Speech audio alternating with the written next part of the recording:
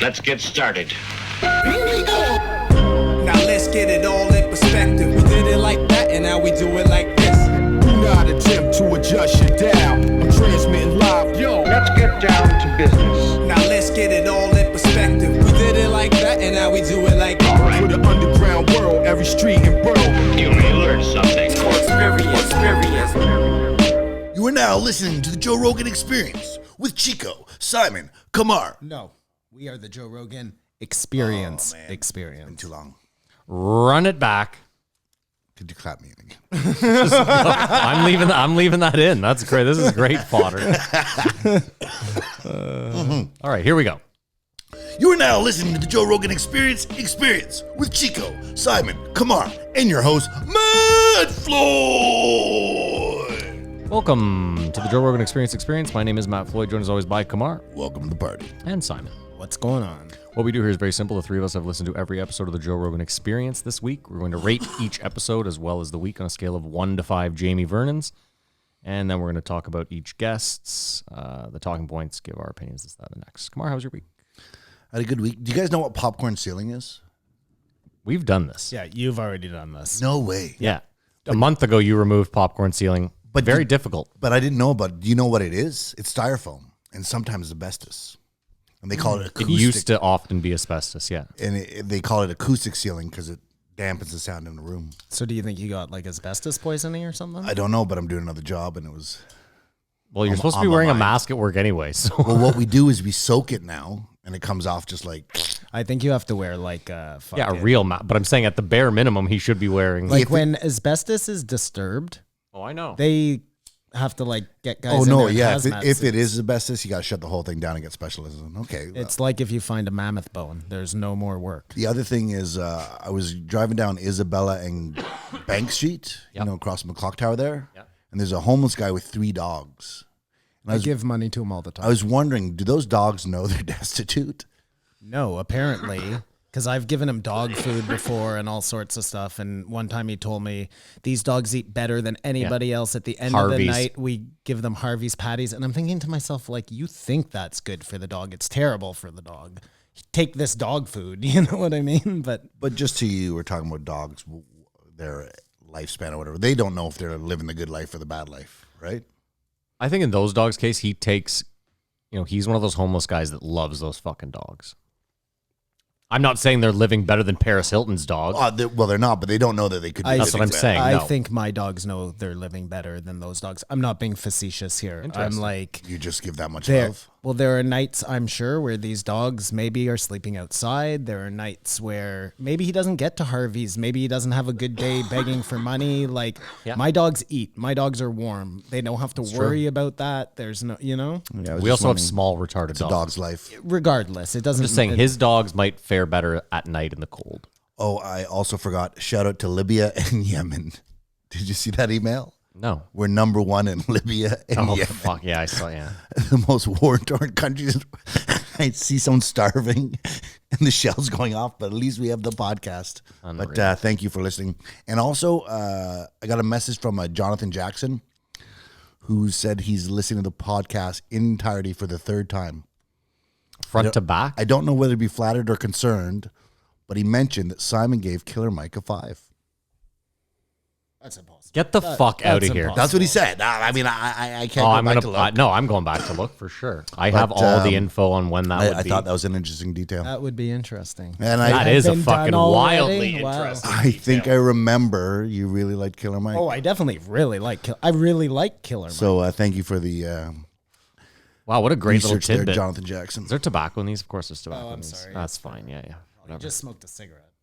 I'm saying I don't care. I'm just asking. But that's Simon, my how was week. your week? My week was fine. Don't you need to do something? There's nothing to do. The Patrons, he does that Gotcha. after. But even then, there's no. My week was fine. Yeah, I busy and so I wake up at 4 a.m. all the time. That's like my internal clock. Mm-hmm. And those are the worst hours, like 4 till 6:30. It's still like pitch black outside. I don't think my body even knows it's like. I love 4 to 6. You can be productive, but that's your bedtime. Anyways, Yeah. I went down a huge rabbit hole of primate documentaries. I was telling Matt yesterday, like I started with the chimps who hunt the monkeys. You know, Joe's favorite. That's a famous group of chimps that live wherever.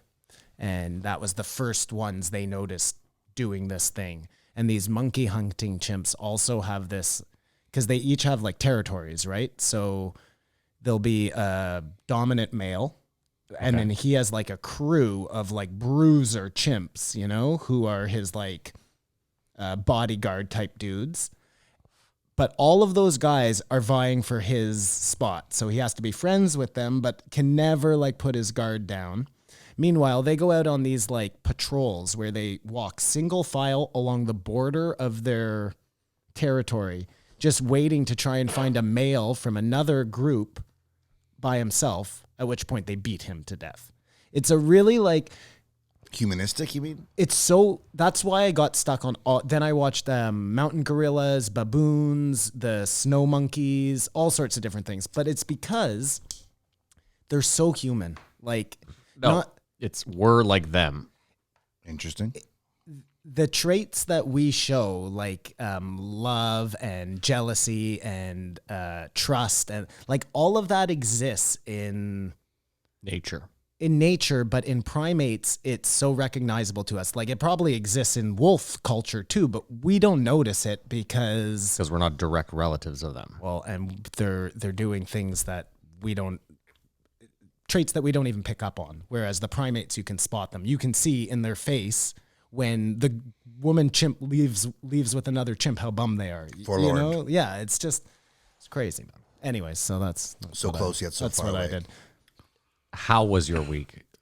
Well, It was good. You watched monkey Not documentaries at 4 what, not in the what morning did your every week day. consist of at 4 in the that's morning? what it consisted of. Did you get your PlayStation there, Matt? No. Not a bad week, I guess. Oh, I saw Matt's place. Speaking of PlayStation, may I? Go nuts.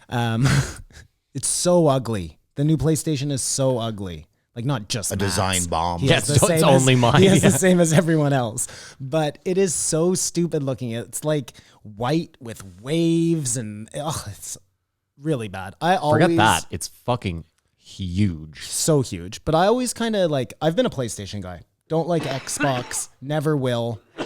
When Xbox would come out with like the one, it was always stupid looking, and PlayStation sleek and just normal. And this time they just like. They got like a new Steve Jobs in there or something. Who's just like, we're changing the They fucking. threw it all away. I will say, script Simon, when it's on and the lights are off, because I'm sure you didn't notice because the lights are on, but like there's a light bar at the top and the bottom of the wave that goes around the whole thing. Okay. So like in the dark, It looks cool when you like can't it looks see it. somewhat A cool. UFO. Yeah, you know what I mean? It has like, I don't know. They should have just made it look like a UFO instead of like. I find they tried to make it look like the old Xbox, the last one that came out. I think what they were trying to do is make it impossible for you to repair the thing. Oh, you definitely cannot repair. That's it, what I'm right? saying. Well, there's no screws or anything? There are, but like think about a PlayStation 4. It was like a brick, a square. So you knew where the screws were, and as long as you were willing to void the warranty, you could pop the thing open and potentially go to work on it. This thing just looks like you're like, I'm never gonna get this thing back together. And it's got a little tiny base like this that kind of sits, and everything's round and like molded. If it falls, it just like it's not hard edges. Interesting. Anyways, My week was whatever. Yes, Kamar, I did not get my PlayStation 5. Thank you. But looking for a big Vikings win today. So. Somebody's on the clock. No, I spoke to India. They're like, so 16th to the 18th, without a doubt. I was like, yeah, okay, bud. Yeah, I was like, listen, I ordered this thing September 16th. Anyway, let's get into the week. Back to three this week, Kamar. Oh, almost two.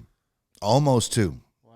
Well, the last one came out like late Friday, I believe. Oh, okay, I see what you're saying. Yeah, I think they recorded early, though, because Joe had a UFC. interesting week. UFC and all those shows with Dave. We started off 1575. Old Billy Burr back in the house. Then we had National Geographic reporter 1576 Mariana van Zellers. Zeller, I had the zest. And we finished off with our third astronaut of the podcast, I believe. Of the year, you mean? No, there's been 3 astronauts on the podcast. the in Canadian. history. Oh, period. Oh. What's his face? And the guy looked like a plumber. 1577 Terry Virts. The guy who looked like a plumber. I think he was the space plumber. Vert skater, I think he was. A handyman. All right, well, do we want to rate it? Yeah. Did you have to look at the board for that? I can't even see because of this the giant shark. shark. There's literally a giant shark in the room. That's how we roll. Yeah. I give the week a 3.5.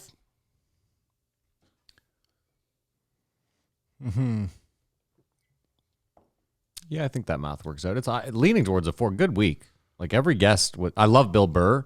The other two I knew nothing about. Both had a lot of fun stuff to talk about. I think so. it's a 3.5 too, kind of between a 3.5 and a 4. Yeah. Yeah, 7.5. I feel that. Because like I kind of want to give each one of them a 4, but I'm like, it didn't. The weird thing is when I say a 4, I'm like, the week didn't seem like a 4 listening to it. You see, Bill doesn't get a 4 for me, but No, I agree. Bill doesn't either. Bill, But I Bill love gets Bill. a 3. It was also So a very short podcast. Bill I don't gets even a know if 3. Bill gets that. I have to give Bill a 3 on just status alone. I don't. Okay, fair enough. And then,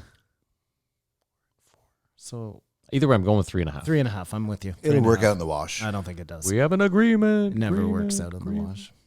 All right. Well, let's start her off. 1575. William Burr. William. Oh yeah, I should have known that. Eh? Bill Burr. Wilfred Burr, sorry. Old Billy Redtits. I found this podcast was sort of a throwaway. Like, it didn't have to happen. He obviously was just in Austin doing that show Yeah. and dropped by, and it was an hour and a half, and it was just sort of But isn't that what we want? comic talk. We just want comedians stopping by. I mean, that's what I want this show to be again, is just comedians in town stopping by. I don't care if it's an hour and a half. Well, okay, there could have been a bunch of comedians since, like, Bill Burr was on a couple months ago. Sure. I mean, I have nothing against Bill Burr. I know you It's don't. Just, I there was know. nothing in this. I get it. He's not selling a book. He's not pushing a special. They were just shooting the shit, talking about reminiscing. You see, the problem is, when you get together with your friends from high school. I mean, that's most of my friends, anyways. But people you don't see all the time. You have nothing to talk about but the same old shit. You just end up talking about the same stories over, and that's fine because you don't remember that you've talked about those stories because they're great stories and you love them. But when your we're wife the is sitting there. audience, yeah, exactly. Well, yeah, I think this could have just been a dinner between two old friends and not record it. So that's why the drop-ins. But still, there was some good takeaway. There was some funny stuff. Like when Bill Burr was like, everyone wants to be on 4 drinks. Fuck, that hit home. That hit home so hard. Because I thought about it and I was like, yeah, that's when I am my best me. And you think 4 more will just get better, but But that's it. But not the case. if there was a way, if the 5th drink was like Ipecac, that would be the fucking way to do Purge, it. well, you could just chug a liter of water. Yeah, but that doesn't, like, how the mind works when you're drunk. You're like, well, I don't need a does liter of not water. work. Did Yeah, that's somebody exactly once it. tell you that like 4-drink Matt was your best you? No, I'm Because thinking you're back. basing that on like being drunk. I think No, that's because for that's not me drunk. everybody. I think that's the difference is that's me on the cusp. Because they actually scientifically, Simon, they tested it and they say that most people with like a little bit of alcohol in them are better at most things. And then once you have another 1 or 2, it drops off so fucking hard. dramatically. But scientifically speaking, you are just because again your inhibitions are you're a little bit looser. Do you remember? You know what I mean? Like when you've had 2 or 3 drinks, you just feel like you're just that little bit better. You know what my problem is? I've never had, when I was in high school, I drank a lot and that was no problem. But like as I got older, my tolerance didn't go up. I think it went down. You know what I mean? So it just takes me less to get drunk. I don't drink beer anymore. So you mean like 1 drink?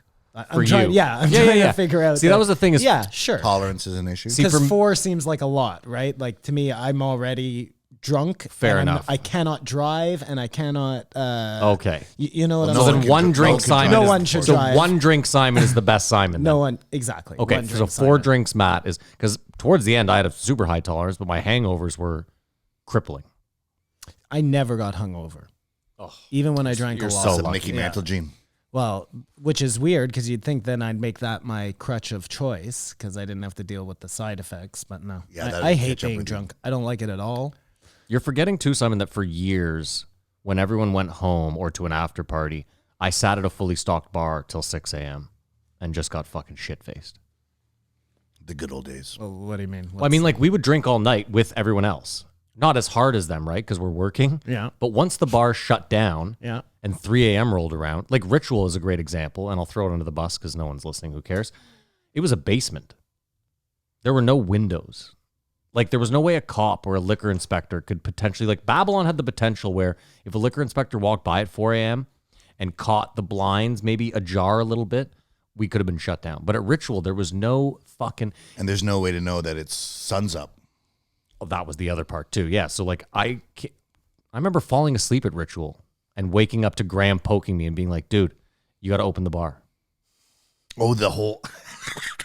Yeah, dude. Like, so, Well, that's you know, good. like, That's a good understanding boss. Some jobs Yeah, that's for a sure. dismissible offense. oh, that was the other thing. Yeah. As I was like, anywhere else I'd be fired. But It's funny talking about drinks because I think the main focus of this was a big Bert Kreischer dick sucking session. They really poured out the love with no mention of the special.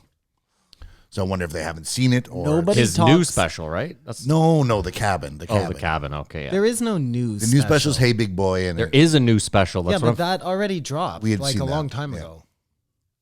it's the one after Secret Time. You haven't Yeah, seen Hey it's Big Hey Boy. Big Hey Boy. Big It's Boy. Hey Big We've Boy. seen it. Okay, Yeah. fair enough. Yeah.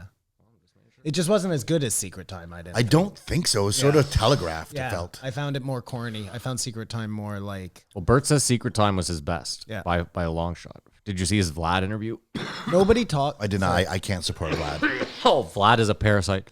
Nobody talks about that special except for Ari. The He's cabin. the only one who has the balls to do it, and I think he was supposed to be on it, And that's why he the just- network nixed it. Because of Kobe. I don't know. Interesting. I mean- don't know that for sure either. Simon, let me tell. It's actually funny you mentioned that because in the Vlad interview, Who's this Vlad guy? Sorry, just before you DJ go Vlad on? is Okay, a yes, I know. Sorry, Yeah, yeah, okay. I know what you're talking about. He's sort of in the Adam 22. Yeah. I would give era. Adam. No. I'm Interviewing so, hip hop. Yeah, yeah. so done with. By Vlogger. the way. Oh, okay. Dude, It's do not. come full circle. Okay, What? fair enough. But you just got into it. No, it didn't take long. Did you decide whether matter. you like him in a beard or shaven? Definitely in a beard. Point being, so Vlad was asking him about the Tracy Morgan story, and so Bert retells it, and in the retelling, Bert's like, I want to make this very clear. Tracy Morgan has been adamant that this never happened, ever. I've heard that. And then Bert's like, however, I was there. Other people were there. This should definitely happen. But at the end of the story, he goes on to say, listen, I actually wish I had never told the story. And he says, because I realized from telling the story that there's certain stories that should just be left in the green room of comedy rooms. And he was like, you shouldn't do dirt with the people. You shouldn't talk dirt about the people you do dirt with. He wasn't big enough at the time when he told the story. Yeah, but what he was also saying is like there's a thing in comedy where maybe no matter how bad someone's special is, you just fucking that's part of the process. You let it fly. Behind you don't closed talk doors, shit. you That's talk what shit I'm about it. Yeah, maybe that's it. And that's why maybe a guy like Brendan Schaub didn't get that same respect. Well, he talks because- his own shit about it. He's acknowledged dog shit. Right. Yeah. Which was interesting because Bill Burr talked about some guy who kind of was, hey, what's going on? And then it was, he realized this comedian had tried to cancel another comedian and dismissed him. Okay, you're going to have to start that whole thing Yeah, again. I missed that too. Sorry. Say that one more time. I'm somewhat with you. Bill Burr was talking about comics who have shot on other comics Okay. Okay. in the recent past. And Yeah. they went up to him and were like, hey, what's on? And he's like, fuck you, man. Like, Good for Bill. don't forget people who throw people under the bus, like you're saying. But that's my point. Is that's why I think they're like, listen, he's trying to feed his family. I'm sure they're all behind I guarantee you in the green room, they're all like breaking his fucking balls about it. Yeah. I watched I agree with that. I watched a couple of Two Bears, One Cave. It's such a good I've never been podcast. a big fan. I just never watched it very much. It's so fucking hilarious. it's pretty funny.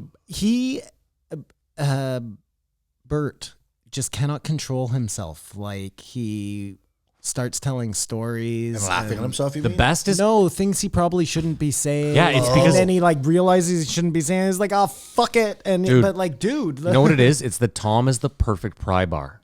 Yes, yeah. Or Bert. He knows Totally. He knows how to exactly dig, yeah. he knows exactly what to say to get him to spill some weird beans where he's like, You don't shower, you just And get in Bert- your pool Bert's drinking, right? all the time. Yeah, no, this is what I mean. So it's like the ultimate truth serum pry bar situation. I agree. Like Bert was gloating about running 1,000 miles in 2020. And Tom's like, you drink 4 liters of Kool-Aid a day. Like I don't know. I love that podcast. In Yeah, it the, is. It in was the funny. Vlad interview, did they talk about Jay Moore? I didn't watch the whole thing. Oh, okay. That's an Vlad- interesting story. It's a 2-hour interview. Well, the whole Bert and Jay Jay Moore Moore, is yeah. a whole interesting yeah, thing. yeah. No, I heard I heard him talking about it on maybe fucking Tiger Belly or one of those. Well, Chappelle mentions, he doesn't mention the guy by name, but Chappelle mentions that when he was a young comic, some comedian like stole his joke. Like the guy came up and was like, I'll give you $50 for that joke. And he I said just got to no. use it for this one thing. And Chappelle was like, all right, fine, whatever. So the guy used it once, and then Chappelle was going on the next week, and this guy was on before him and did the joke. And Chappelle was like, dude, what? And he's like, oh, well, I mean, now it's like my joke. I mean, I'm just going to do the joke. And Dave was like, that from that moment forward, like, That was Jay Moore. No. That was Dave Chappelle, and that moment has led up to this Netflix thing. debacle. The whole point I'm saying, though, is like I think everyone in comedy has a story like that of someone kind of either doubling back or... Well, especially when you hear what dicks some of those big hitters were back in like the 90s, and you're like, of course, they were treating all those people like shit. Of course, they were stealing jokes also. Like, what were you going to do? But you think about Ellen, too, right? Like, she was a stand-up comedian. You have to assume she was probably a piece of shit back then, too. Yeah. But look at like Mencia. Like he, I've seen interviews where he was like, yeah, of course I was stealing material. I was in the back of the room with a pencil, and if you were up there, you're fucking... I'm taking it. Yeah, it's mine, like... Yeah, but that guy should be strung and or hung and quartered in the back. Fuck. Guys who Well, went he up, is socially. guys who I mean, it went still up works, I think. for I bet he's 3 still rich, too. hours at the Comedy Store while other people were being Waiting. bumped. That's the same mentality, man. Like, it's stealing time. You know what I mean? That's so important to those comedians. It's the same thing. But that I was disagree. I'm sorry. Go ahead. That was a weird thing because it's more like this is gonna be a weird analogy, but say you get molested and then you molest. Okay. yeah, Yeah, I yeah. understand. That Hurt happens, people, right? hurt people. Yeah. So you're coming up. This guy screwed you.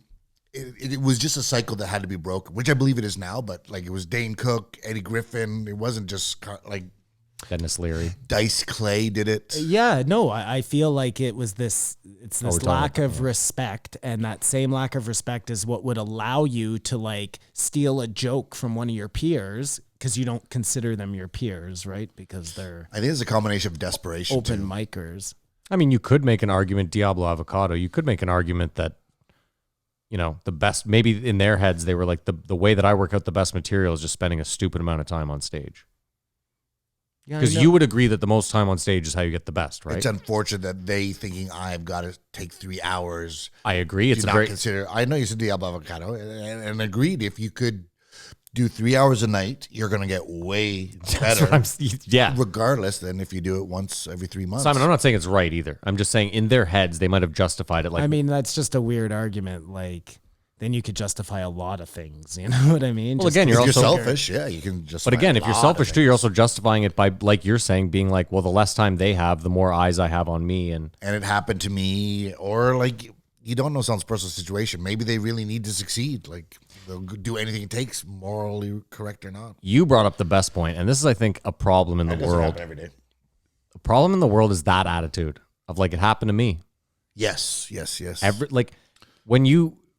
Anyone who's worked in a kitchen knows that the head chef is most likely going to be a fucking asshole. And you ask them why, and they're like, oh, well, the guy I came up with was a fucking asshole. And you ask that guy, and they're like, well, and it's if you go back far enough, it's because some chef... Hockey. I mean, just take any situation. where Hazings, there's sure. I mean, these there's things that yeah, you have to go through, and it's like, oh, well, I had to go through it, so you have to go through toxic masculinity. I'm sure it happens to females too. It was funny when Bill was talking about how it used to be acceptable, like if someone was sort of going off, smacking them and say snap out of it. Well, that's assault now. It would be handled, but you just used to be shut up. I'm sorry. And you apologize for being slapped in the face. I think that was a better time. if you watch F is for Family, it. Yeah, his dad, I'll put you and through the if fucking wall. that has any bearing on Bill's like upbringing, then yeah, that's where he came from for sure. His dad, who doesn't watch his movies. That was So 8 years hilarious. later. Yeah. That was so funny. Sees him in what? What did he see him in? I can't remember. The stand-up guys, I think it was. That Something was like it. Yeah, stand-up guys. Yeah, That was really funny. with Pacino and Walken. He talked about deathbeds. What about them? I know you would never like to think about that, Deathbed but confessionals. and that's- or your last words or what he just said. He said that the one guy who had like done a ton of shit, like had lived like a full livid life, was on his deathbed and apparently uttered his last words were like so much time wasted.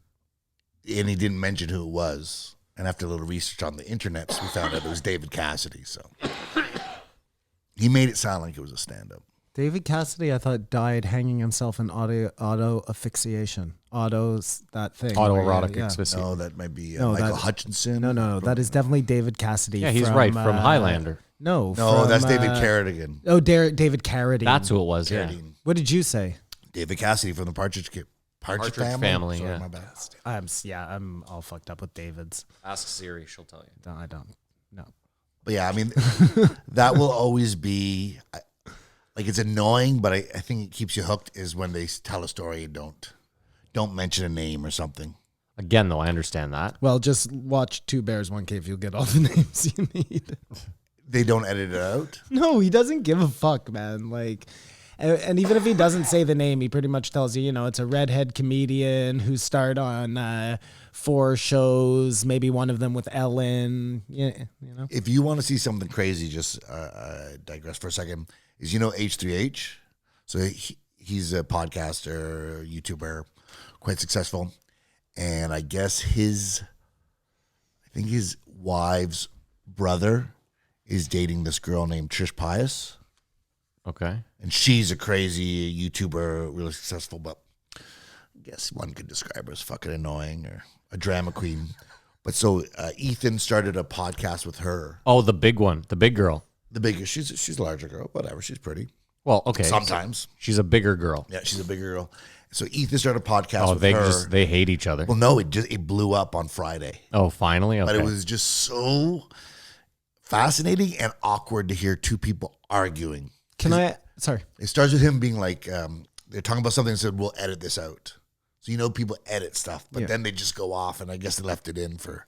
Yeah, but how many times do you hear me say I'll edit that out and then it ends up in the pod? I mean... H3H. Yeah. Sir? One guy always wears a toque, and Ethan. the wife And he's is got like... busy eyebrows. Eastern European. He has busy eyebrows. Okay, because I was going to ask you guys, just coincidentally, because I saw them on Hot Ones a long time ago. Yeah. And I was like, who are these people? Internet personalities.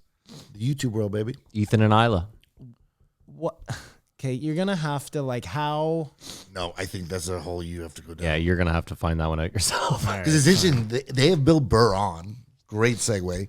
And Ethan is trying to crack jokes and talk about stuff. And Bill's Burr's having none of it. Yeah. And he's so fucking annoyed love with it. him. And Ethan just keeps digging himself deeper and deeper. So and now that I deeper. know who they are, back to your original story. Yeah. So he has some person on, and they're arguing. He started another pod. He's got 4 podcasts, Okay. whatever.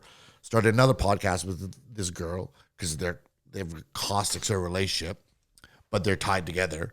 How are they tied together? I think Through Do you the know what the name of the dating Do you know what the name of the his show is? brother-in-law. Which show you discussed? Their show. Got it. That blew up. I think it's the H3 podcast. Okay. Instead of the H3. Anyways, they have a horrible blow up, and it's so. She starts crying. What are they fighting about? They were talking, and then they said something about his wife, Ella. It's so much easier if you know everybody. And he says, "Oh, we'll edit that out." Like one of those moments. Right. And then she just loses it. Because she's like, we can respect her privacy, but mine is everything. Like, we got to talk about everything and do. And it just goes off. And now it's a big drama. Maybe it's all contrived, but it's just interesting when people go off script or not try to be professional. It's difficult to watch. You know what's never contrived? What? The monkeys. No, that's true. Pure. That's true. Pure. Unless they're in a zoo. Then it's very contrived. That's very I contrived. agree, Or Kamar. or a circus, That's even worse. which I feel bad. I at least love. But I going to told you circus. my orangutan story at the Amsterdam Zoo, right? Can I really quickly, Yeah, before we get please. off of this, Ethan's Halloween costume this year was incredible. Oh my God, he looks just like him. Back in the good books. I'll post it on the I bet the you paid Reddit. thousands of dollars for that. That was Of course he did. No, it's a fuck. They're Put a lot famous. of Sorry, effort. Simon. Back to your orangutans. I think I told you the orangutan story though once. Amsterdam Zoo. Here, I'll give you the Cliff Notes. Amsterdam Zoo, super high, walking around Oh yeah, you told us at this. the orangutan, was making contact with the lady, and the male lost his shit. Out of jealousy. Storm the thing. Yeah. He attacked him, or did he take a suck attack? Going attacked back? me. He attacked the glass. He was Yes. trying to, I was a male in his, I mean, you are hairy like a monkey, Kingdom. so I totally Yeah, get it. I totally get Some it. dudes do that. I feel that was racist, but I'm going to let it go. And the last thing they talked about that I always find interesting is Bill Hicks. You guys are not Bill Hicks guys, eh? I am not a Bill Hicks guy. But at all. you've watched some of his I stuff. mean, I know he exists. I've seen his material. My problem with Bill Hicks is a lot of what he's famous for, I feel like it's not so much stand-up comedy as it's more social commentary done on a stand-up stage. Does that make sense? Like Carlin did that but told jokes. I feel like Bill Hicks was really just like kind of ranting at the end. And it wasn't. Who maybe I'm knows wrong. if it was the end? Because the thing is, he died at 34. I'm well aware. I know. So I this watched the story that documentary. they tell about him walking, he's in his 20s, and all they're talking about his supreme confidence. So I understand what you're saying, but I know when I was like, I think 18, he was just that this will never be on the radio. It was Alex Jonesy, but Like Brett listened to Bill Hicks back in the Brett day, did. right? Yeah, Yeah, it Bill was. Hicks. This is the same time I'm falling in love with Doug Stanhope for the Yeah. first time. No, that makes sense. But Bill Hicks was so good at it. The problem he did is he made other comics think they could do what he has done, and just they don't realize he started like 16. Like he's like a Chappelle. But that's what I was going to say is there's always a few that just come out and are ultimate. Like Chappelle even says, like, my first set, I was great. You know what I mean? And you believe him because you're like, you probably were. You probably just were made to do this. Like, Well, Chris Tucker did stand up for a year. Who's the other guy that Joe just loves so much that screams all the time? Sam Kinison. Yeah, you see, I'm Kinison, not yeah. a huge Sam Kinison fan either. Well, that's interesting because he was bad when he died, or oh, he was the caricature awful. of who he was. right. But the first time you see him, it's a supernova. Right. That's why I always go back Yes, to Andrew that Dice makes Clay. sense. You know what I mean? Right. He seems so corny now, but at the time, you didn't even know that it wasn't legit. Like, it was legit, but you know what I mean? Yeah. But you're also forgetting that at the time, comedy was all just like, how about peanuts on airplanes? Yeah. he And was then a doing guy like something Kinison different. comes out and is just fucking Well, no, electric. and I think Dice Clay is a really good example because so here, you know, comedy is so tame at that point, and then you have this guy who comes out and is just hickory dickory dock. The mouse ran up your cock, you know, like. And as a kid, you loved it; it was amazing. I mean, I can't listen to that now. It's, with your wife. No, I find it horrible. It's so like stucky or schlecky or whatever the fucking. Yeah, but you know what? It's 30 like, years after the it's like fact. Raw or Delirious, though. Like, they really, as funny as they are, listening to them now, they don't age well. I mean, Delirious is still pretty fucking good. It's man. yeah, but his use of the word faggot Yeah, is like, you're just okay, like, oh my God. remove that from and it, though, knowing the that he got jokes caught with a are- transgendered prostitute later on, But and all, not- you know. Well, that really brings it all full circle. No, the thing is, the reason why you marvel about those more than the humor or whatever is he's 19 years old. Eddie Murphy. Yeah. Yeah. Like you just can't imagine it. The thing with Andrew Dice Clay is he did a bunch of characters. Okay. And that, sorry. No. He did a bunch of characters, and the Dice Man was one I of know. them. And he did, and then that caught on, and he became that. Yep, it's a there's crazy so story. many ways to go, but Bill Hicks, like, was so ahead of his time. Like he's like Jimmy Dore. I understand them. When I was that age, though, it was just like all these socialist warriors too. You know what I mean? Like, War you is think- fucking fucked up. Corporations are bad. You think if Hicks was around now, he would have like a talk show, like a Jimmy Dore type scenario. He'd be doing. Or he would have killed himself. Yeah, I was going to say, he'd probably be really old right now. But he probably would be don't- doing something like that. I don't mean like that. I mean if he was, you know, Yeah. young enough now to be involved Well, in comedy. what's interesting, have you ever seen the set that Dave Letterman pulled? No. I'll send it to you because that's what happened. He was on the up and up, up and up, up and up.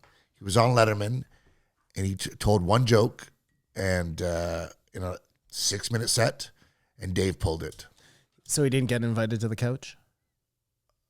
No, I don't think he ever get invited to the couch on Letterman, That was a bad joke. Sorry. but the point is, it devastated him. Like he died like a year later, but it was like his chance to shine. And I think like 7 years ago, Dave had Bill Hicks's mother on and apologized to her for what he did to Dave and played the special. No way. and had regretted doing it for Dude, years. is that why he killed himself? Say that again. No, he died of cancer. Who had who on? Say that again. Bill Hicks was on Letterman. Yeah, no, I understand all that. He had his mother on. He brought his Dave had Bill Hicks' mom on and apologized? and apologized to her and played the special. Dude, we watched the documentary about Belushi.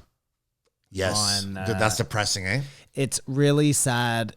That's another supernova. But just the way it ends, how he reaches out to Aykroyd for help, and then Aykroyd can't make it, but then he gets on the plane. Like it's all crazy, man.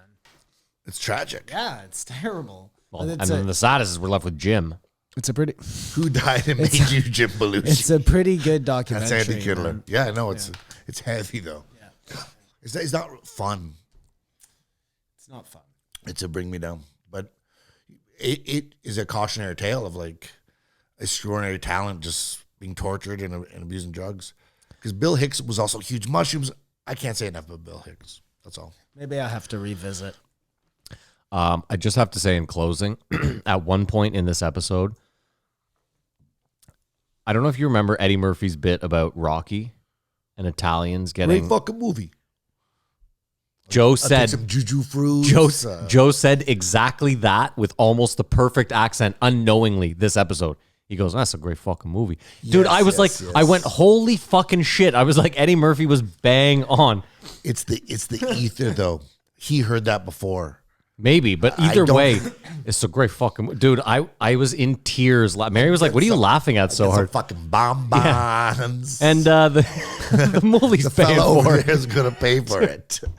Excuse I'm sorry, me. what? And he's just so young. All right, Rocco. That's the fucking. It's so interesting because like Bill Burr, if you watch Bill Burr 10 years in, you wouldn't be impressed.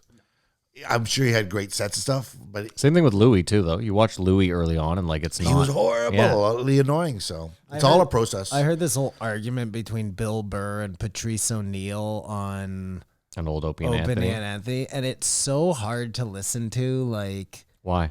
Because Patrice was amazing. I don't know, just it's weird. Like these people are like your superstars now, and you're hearing them like these real catty moments of like normalcy. I guess it's kind of cool, but Dude. I will go back It's and listen weird. to all those Opie and Anthony's till I die. There's a cool clip then you guys might like on it's Opie.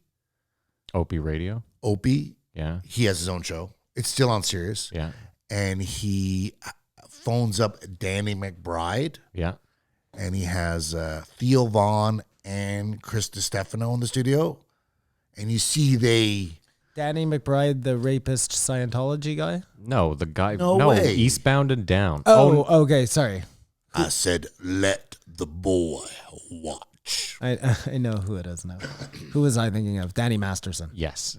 But you can see Chris DiStefano and Theo Vaughn aren't best buds. And they're trying to like one up each other with jokes. It's contemporary now. Listen back. Just happened like a week ago. I'd love to see Chris DiStefano and Joe Rogan. So would Chris. Yeah, obviously, yeah. But he's amazing because he does History of Hyenas with Giannis Pappas. He has one with Sal from And he has one with Sal, Impractical yeah. Jokers now, too. Who's the guy from Tiger Belly? What's his name? Bobby Lee. Bobby Lee. So Bobby Lee, the doctor from The Hangover, and one Ken other Jeong. Asian dude used to do this like tour called like something to do with being Asian in comedy. You don't know what I'm talking about? That guy, whoever that guy is, when he's on, I watched an episode where he's on Tiger Belly, and they get so deep personal into like how that all broke down. It's really cool to listen to. Steve Byrne? Steve Byrne.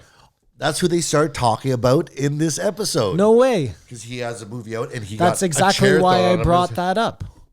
Get the fuck out of here. Oh, that's the end of that. What a perfect circle. Yeah, there you go. So we're done with Bill Burr? Yeah. All right. Oh, are we, Kamar? Oh, I heard him say I said it my was a last note. throwaway from the beginning. Okay. I'm done. Okay. Well, then let's rate it. I'll start with you, Simon. If you don't mind. I think I have to give it I think it should get a 2.5. It's a 2.5. It's a 2.5. I give it a 3. I also give it a 2.5. It is what it is. 2.5 isn't bad. No, it's not bad. It's right in the middle of the road. Anything above 2.5 is better than good. Yeah, that's why I think it was just slightly better than good. And I think I appreciated it being short.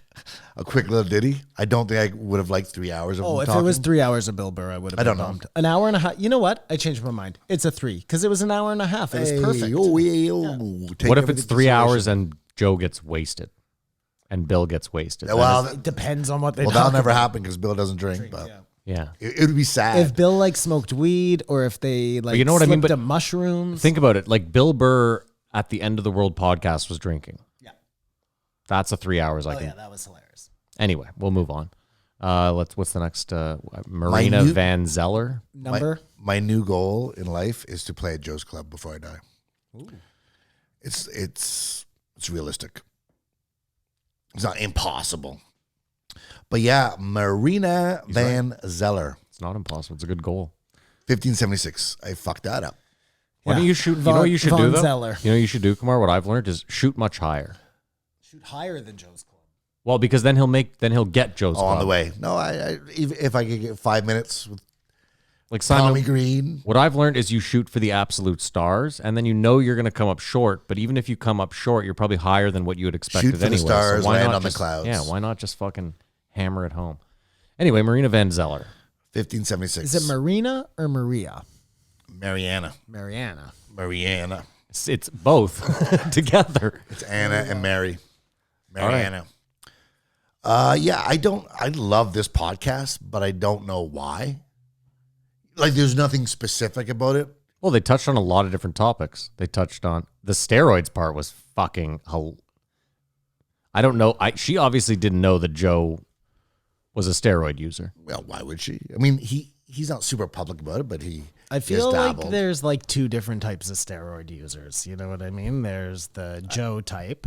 I get it, but Who are sorry. okay, go ahead. Hey, no, I don't care if you know what I'm talking about. Well, no, there's two. There's yeah. two types. There's the Joes who are like kind of just keeping themselves level, and then there's the fucking Gary Coleman's, not Gary Coleman, someone Coleman. Put some respect on his name. You know what I'm talking about? Ronnie. Gary Goodrich. Ronnie, thank you. No, Ronnie Coleman. I was right about the Coleman. Yes. Got the first part wrong. But again, like Gary's a midget. that's a weird thing. we don't say that. Sorry, a little person. That's a weird thing with bodybuilders where they have to do it. I mean, I guess they don't have to, but then the bodies aren't as impressive, and it's just par for the course. I mean, the way I look at this, I mean, maybe I'm wrong. Joe does a lot. He's so big. I noticed how big he was. Well, just healthy Because they fit show for his the age. no, not even that. Like they show the side shot of him. The UFC you're talking about, or No, Oh, on the in podcast. the studio, Yeah. dude. His chest is like this fucking big, man. He's a thick man. So then you're he's starting huge. to change your mind that like there's. Yeah, maybe he's taking like some real steroids. No, I think the TRT helps that. That's what I'm saying. Is like it helps. You know, I think most people hit his age and lose a lot of that sort of. And that's where he was like, well, I have money. I don't blame him either. Fuck. Like I think Joe could probably fight a chimp. No. If anybody could Wow. fight a chimp, Joe would be a perfect candidate. Joe wouldn't he's want to. huge. He's compact. Doesn't give him a lot of, you know. I think you'd rather like a John Jones fighting a chimp than Joe, personally. That's really interesting. Okay, I'd like to see both of those things Unethical. because I don't know if Let's you're tweet right. Dana. Matt. Dana, how do we make this happen? Too many appendages. I think you're in trouble. I think your one chance against that chimp is brute force against brute force. First of all, it's going to bite your dick off. First maneuver. So Eyes what are and we dick. talking about? Eyes, dick, Like, and fingers. yeah. Do you think Ben Johnson should get some sort of pardon, or just hey, you got singled out, but everyone was guilty? Yeah, that is. I it's think this kinda happened shitty. socially. How did we maybe? get all to Ben Johnson all of a sudden? Because Steroids, we're on steroids. But just before we leave the chimp, If fucking if Joe monkey boy we over got here. off Joe topic. or John Jones was gonna fight the chimp, Yeah. we would do it so that they wore a muzzle. It wouldn't be. They can't bite. It's gonna Yeah, be. okay. It's gotta be brute It's force. fisticuffs. Okay, yeah. You know, you Yeah, don't yeah. bite in the UFC. that is I agree. That would very be fucking interesting. cool, man. If there was some way that we didn't hurt the chimps, like I'm sure all a chimp for with a this. muzzle would be even more angrier than a chimp without a muzzle. I just want to get it over with and beat you up so I can rip that thing off. and then bite your nuts off. Well, if you're lucky. No, but what I felt she was talking about black markets. Yep. I skimmed over it when it started. I thought it was going to be about human trafficking. I don't know why I saw that. And she humanized almost all of them.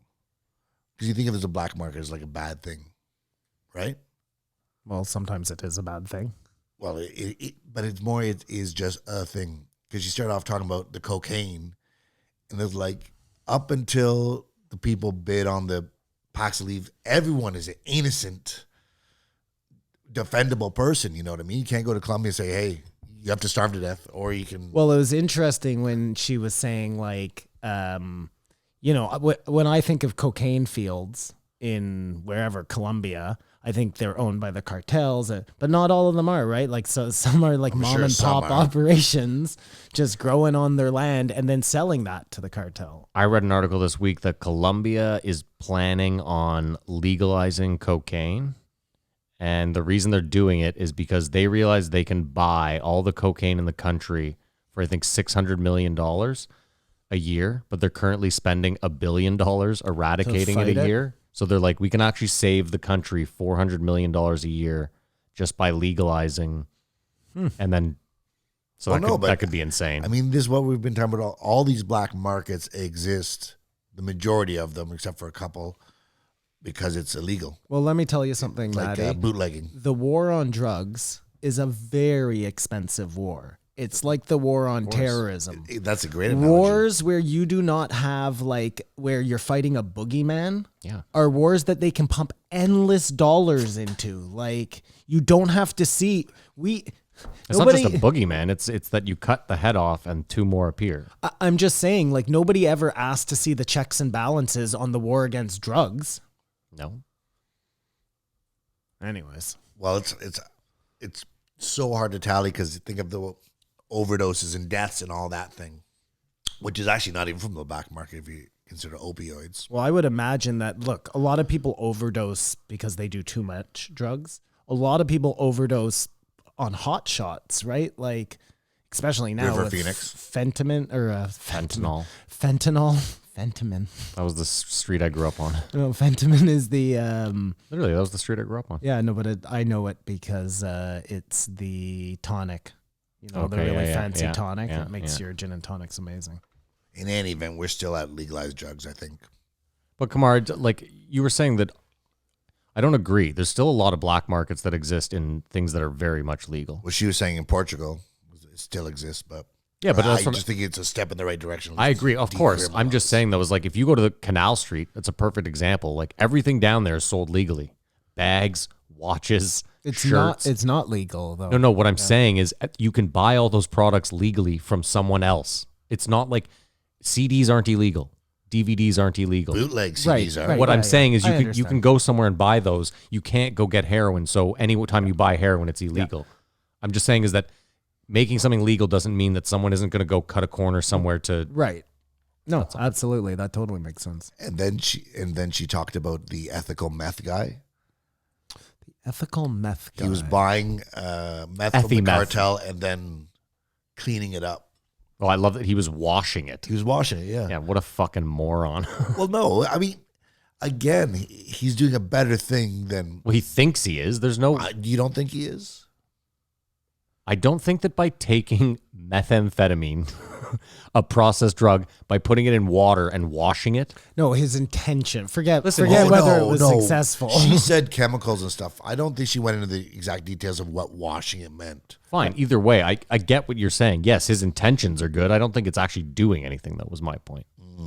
Oh yeah, I don't think she followed up on that. But then it was interesting when Joe's like, so what kind of people do meth? Like, people who want to do meth, Joe. What do you don't start as a meth head, like covered in scabs or whatever. I do think it's. And start doing meth. That's the end of the road. Yeah, I guess that's true. But I get what he's saying. Like when I think of someone who smokes meth, you don't think of like a doctor, a lawyer. Like I've done a lot of stay-at-home drugs. mother. Meth isn't one of them. But did you know that Andre Agassi was a crazy meth head? Oh yeah, he was I winning did, Wimbledon, Kamar. fucking ripped on meth. All I'm just saying, it's all types of people are doing meth. Right. You have in your head like a meth head is this thing. So I just thought, again, it humanized this guy. I forget how Andre Agassi got into meth. I'll have to revisit that It because was that's something to do with losing interesting. his hair. And it just made him depressed. But why meth? Like it seems like such a weird. Because you feel amazing. There are lots of drugs that make you feel amazing that you don't lose your teeth.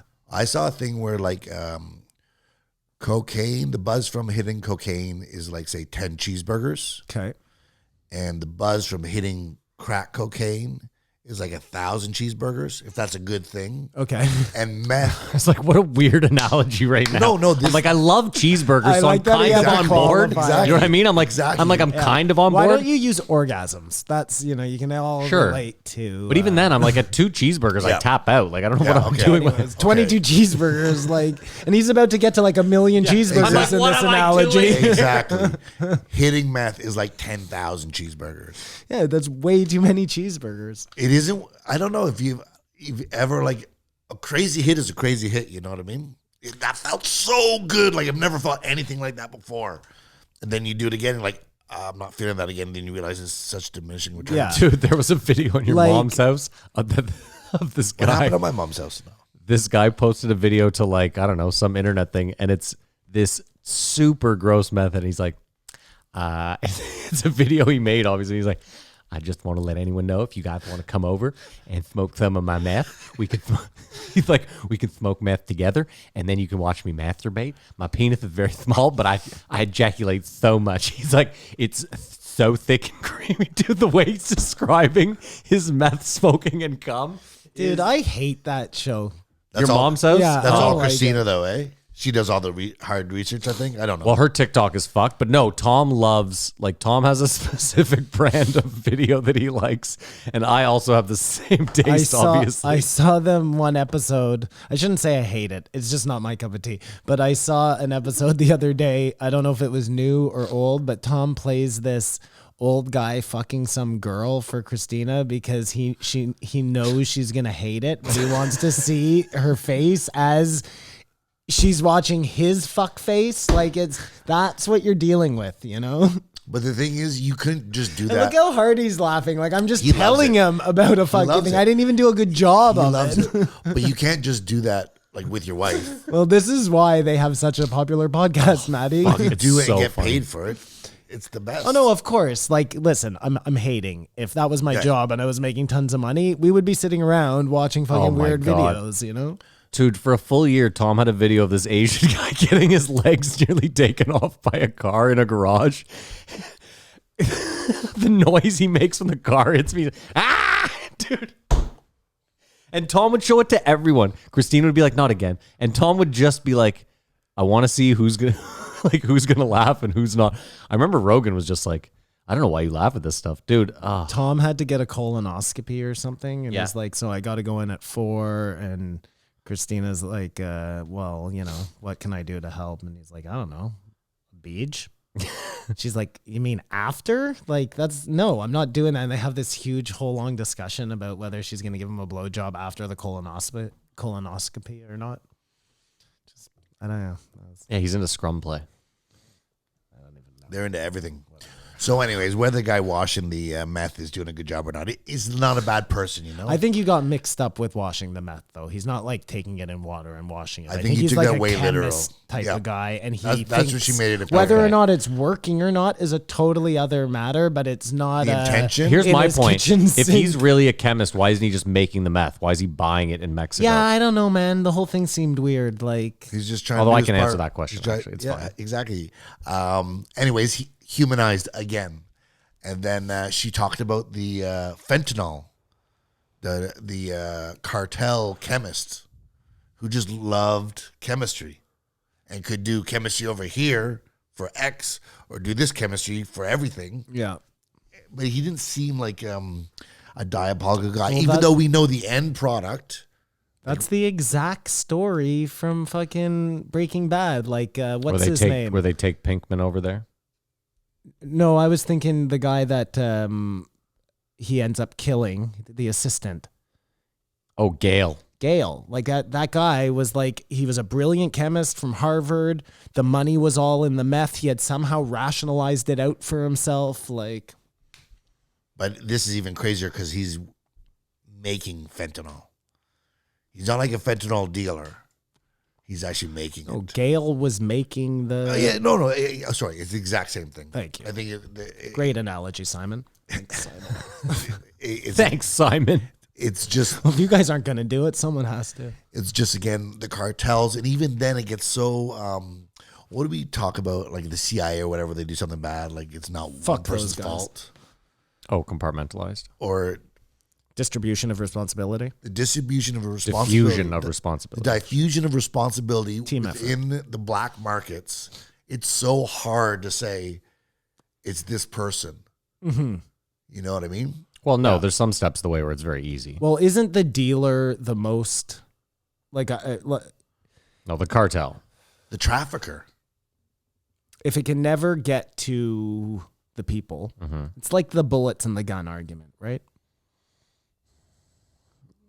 I mean, it's like- no, because the cartel, listen, the dealer, if your argument is that the dealer on the street making like a couple $100 a week, $1,000 a week, even $2,000 a week, whatever, to feed his family, like, Yeah, you're right. That's probably not the best. Where is the easiest way? Like, let's say you're the cops. Where do you go to solve the problem? the way they do it now is they just You bang try to heads. go- You start at the try to bottom. go undercover. Well, that doesn't or work. infiltrate at the top as well. It's mostly just sting operations. You catch someone buying an amount of drugs, you get them to flip on the Yeah, person you above just them, need and then you someone to keep flip. doing stings until you eventually hope to get to the top. But we know that even when they get to the top, someone else just slides in. Yeah. Well, yeah, there's always a vacuum. Yeah, And of that's course, why yeah. it's futile at the end of the day, the drug war. Yeah, that's agreed. So, again, Congratulations, drugs. there was You won. a lot of humanizing of these black markets. She did the stories I found until the LA gun runner story, which was refresh a my cop was seizing weapons and selling them on the black market. Yeah, that is a piece of shit. I- Well, you swore an oath. Yes, I agree on that, but who knows what's going on? I mean, maybe it- he owes money for. It happens all the time. Like, But maybe he owes money is not like, you can't use that as like he's a poor guy trying to feed his family. Like, he has a job. Yeah. Well, this is what I'm saying. All the other things we talked about, the steroids, until it came to this gun run, I was like, that guy sounds like a real piece of shit. And doesn't this expose a warranted investigation? Hey, you'd think, yeah. Like, I thought it was breaking news on Well, something. no, but you keep all of them anonymous, right? Like she would never tell anyone who that 'Cause guy she was. couldn't get more of stories course, down the yeah, but road. you never do that, yeah. But just the fact that that guy exists, he's not the only, like, that's the gun problem in the States, I think. so she was on really early in her first episode. Is that what they were saying? Yes, Yeah. this is her second visit. She was on for the pill factories in Florida. Yeah, but The that pill must mills. have Oh, I been do like remember that. one pill or mills, yeah. 200. Is it that Yeah, early? yeah, she was super early on, yeah. Well, one of the first just, like, fascinating I liked topics. her. I liked the way she talked. She had a real niceness about her that, like, she wasn't off-putting in any way. She was also really excited about things Joe told her. Like, she was like But she excited to didn't learn fall into about the interviewing Joe thing. No, she all didn't, the no. questions. no, was she good had conversation. well, and she had plenty to talk about. There wasn't. Oh, there was no lack of course. No, it was. I loved it. And then there's basically the steroid thing, which we started off at the top. But I would like to. I'm looking up clips and stuff. I mean, Joe steered that. He steered that pretty well. The steroid thing. Out of what I actually know about. Oh no, I don't know. I don't know if he. Well, because he never really said to her, "I'm on steroids." Those words never came out of his mouth. He didn't say, as a user, I can tell you this. Yeah, I suppose. It was interesting when he was talking about Well, it seems interesting, doesn't it? Yeah, it isn't. Provigil, or he was talking about all the. That was in the next one. Oh, maybe they talked about No, it in this one They too. talked Yeah, about it. you're right. You're right. They yeah. repeated it. Because it was definitely the space guy. You where they are talked about correct, it. though. They did talk about it on both episodes. And Jamie had done Adderall, and they were talking about those sort of drugs. Have you guys ever done Adderall? I've done it once, and it was amazing. I could focus on anything. Yeah, Mary's. Really? Only that thing, but no other thoughts in my head but focus on that thing. Mary- It was amazing. Mary did it a few times, and she was like, "Yeah, it's nuts." I- But she also got a friend that was like hooked on it, and then when she was off, it was like half a fucking retard. Well, that's the thing. It's prescribed, so you don't know what the fuck you're doing with that. Like, I'd feel safer doing cocaine than abusing Adderall, but I remember it felt almost like limitless. I swear to God. I swear to God. Kamar's a playwright all of a sudden. He's got Just his he's on the best stock self. market. Yeah, he's 4 drinks Kamar. Well, it's interesting. What did you have to do when you did the Adderall? Like what chore did you do? What I just listened to someone talk. you listened But you to felt like someone you were talk? retaining all the I was information just- and zoned in. And Understanding what they were saying is that, my problem with anything is when someone talks to me, I start thinking about things they're saying. And it might not even be to reply, but it's like, trying to process the information. not even trying to process. I daydream as someone's talking to me on things they say. Fucking rude. How many times do you do that when I'm talking to you? All the time. He's doing it right now. You do that all the time to me too, so it's a shared trait. But It's true, Simon. I think always in the back of your head secretly, there's Bigfoot and an alien There's just something else walking going around. Like, no matter what I'm talking about, they're just fucking duking it out up there. For my attention. I legitimately try to listen to you guys when you talk. Appreciate I'm it. not, appreciate it. I listen to you. but a lot of times I don't know, Kamar. Maybe you don't explain it properly, and then I have to hear it from another source to really comprehend. Oh, I think that's more what's happening. But I know that Adam 22, I in the face told you about it, and you just rolled your eyes Yeah. I roll your eyes when you talk about Bigfoot. Yeah, I mean, listen, your track record with me is pretty good. You on knew exactly what I was talking about. You remember me talking about Adam 22. yeah. And you're like, well, this is sort of relevant to the podcast. Your track record with me is pretty good with things that I say are stupid, and then I try and I and then come back around to being stupid. Okay, if you want to go TikTok, Adam 22. Well, TikTok's bigger than everybody. No, but I listen. I'm not gonna harp on this, but not being on Instagram, not watching TikTok, none of that shit. It's way better, man. Yeah, you seem way You happier. don't. You're. Does he? No, that's not even the point. It's I was like, well, I know you're opening a business. out of so all the it's things different. that make you miserable that you don't even realize. That's how sneaky this fucking shit Yeah. is, man. TikTok seems like only good fun. And I watch my daughter watching it, Yeah. and she's laughing, and it's hilarious. And usually it is, you know what I mean? And then the algorithm slips something in there, and then you feel bad, and then you feel good, and it's a whole thing, man. Oh, that's interesting. Yeah, I can see that. I think it's more, you feel worse after it's been 45 minutes. I've been looking at TikTok. Well, that's a whole different That's story. the real. That's a how whole it different makes you feel story. That's bad. the What am I guilt doing to of myself? time waste. Yeah, you know? exactly. That's different. This shit never should have lasted 45 minutes. But I swear to God, I can plug into TikTok at a moment's notice. But I just realized it's going good. It's going good. And then what the fuck is this? And I got to go through 4 of those. Oh, it's going good. It's going. Yeah. Oh my God. Oh. What's next is going to be even crazier. And then you're going through, I gotta make a TikTok video. You start feeling like you're wasting your life watching TikTok. Yeah, that's all. I feel low when I feel like I got to make a TikTok video. Yeah. That is just How many have you made in your life? I think I have 9. I've been Total. Pretty You've good. only made 9 videos. Yep. Ever. Yep. Are any of them dances? I think they're dances, but just Tread me- carefully here. I was going to say there's a right answer and a wrong answer here, buddy. Me just trying to dance. No. Doing a TikTok. No, it dance. would have been a year ago that I did it. Which or 8 one? months The ago. walking up the stairs? No, never did a TikTok dance. I just filmed myself dancing, thinking that's what it was, not realizing these are set dances. You could say I was trying to invent my own dance and didn't know it. Dude, that's hilarious. That would be wicked if that's how one started. And was by you just doing your own, thinking you were doing a Well, TikTok no, it dance? started by drinking and wanting to do a TikTok. Yeah. That's the only way he could go that far. Yeah. Yeah.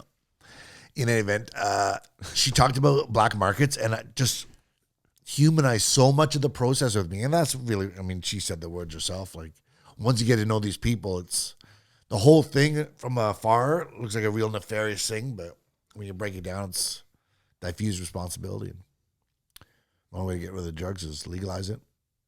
Looking at that cop selling illegal guns. And steroids, I think, are going to come around. Just the science is getting good enough that you can do them.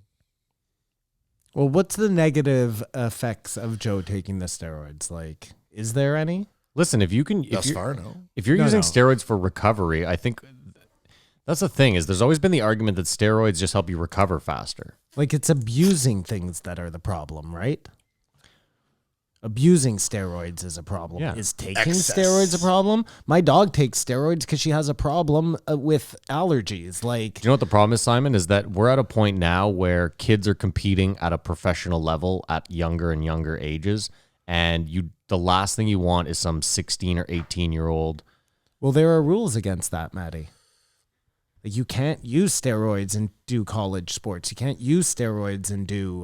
Sure, but my point is like you might leave college early. You might leave college after a year, and then you're eligible for the NBA. And you then can use steroids in the NBA. no, but that's my point. Is Nobody like if we uses loosen steroids these at up, all. because like what I'm saying is you can loosen up the steroid rules if you want to. If your argument is like, well, it'll help athletes recover quicker, but people are going to abuse them. I'm not even talking about athletes. I'm talking about like. Well, regular people normal can use them. I'll tell you. Oh, No, I guess not. No. well, can they? I thought Yeah. steroids were illegal. Theo Vaughn. Testosterone replacement therapy that Joe's doing, totally legal. Theo Vaughn well, had then, Tony Mandrich. What are we on. talking about? I don't know. You guys So remember? I was wondering. Do you guys remember who Tony Mandrich was?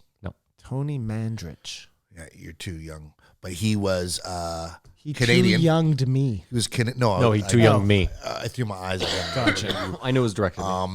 It's fine. He's Canadian and was like top 3 draft pick. He's like 300 pounds, 6 In foot. what 8. sport? Football. Football. Tony Mandrich. He was on the cover of Sports Illustrated when I was a kid. No way. Did he play for like what? The university? No. I think Green Bay and But he went to school in the States. He went to school in the States, but the point was he started doing steroids in high school. Okay. So you can do steroids when you're not playing. Like you do the off season and you can get benefits from them. Mm-hmm. So that's how they do them. And that they're legal. Like lots of people do them, but if you slip up in your cycling or how you do it, you could. No, but the yourself steroids caught. themselves are illegal. You have to buy them from like a drug dealer. Yeah. But it's A guy at the gym who, like in Again, I think you can go to a doctor though. If a doctor's like you have low hormones, they she can- wasn't talking about yeah, that. I guy. mean, I wouldn't even consider that taking steroids. That's whatever you got to do for your health, right? They're balancing out something that you're missing in your body. She was One could make that argument, yeah. Stuff that Yeah. the steroids is doing better for you. Mm-hmm. She was Helping talking you- about Steroid Roy or whatever, and he was saying, "I'm trying all the stuff I'm selling. I'm a Steroid human guinea Roy? pig." I forget what his name was. That's a good name though. But Joe sort of gave away he knew something was like Steroid. ROYD. how easy it is to register low testosterone if you want to get steroids. Yeah, just eat a big meal Eat a before big the meal. don't fast. Yeah, before Joe really gave let the cat out of the bag on that one. That would have implied to her, in my eyes, that she understood not to probe him about his steroid use and was well aware. He knew what he's talking about. I mean, that was a very what's the word?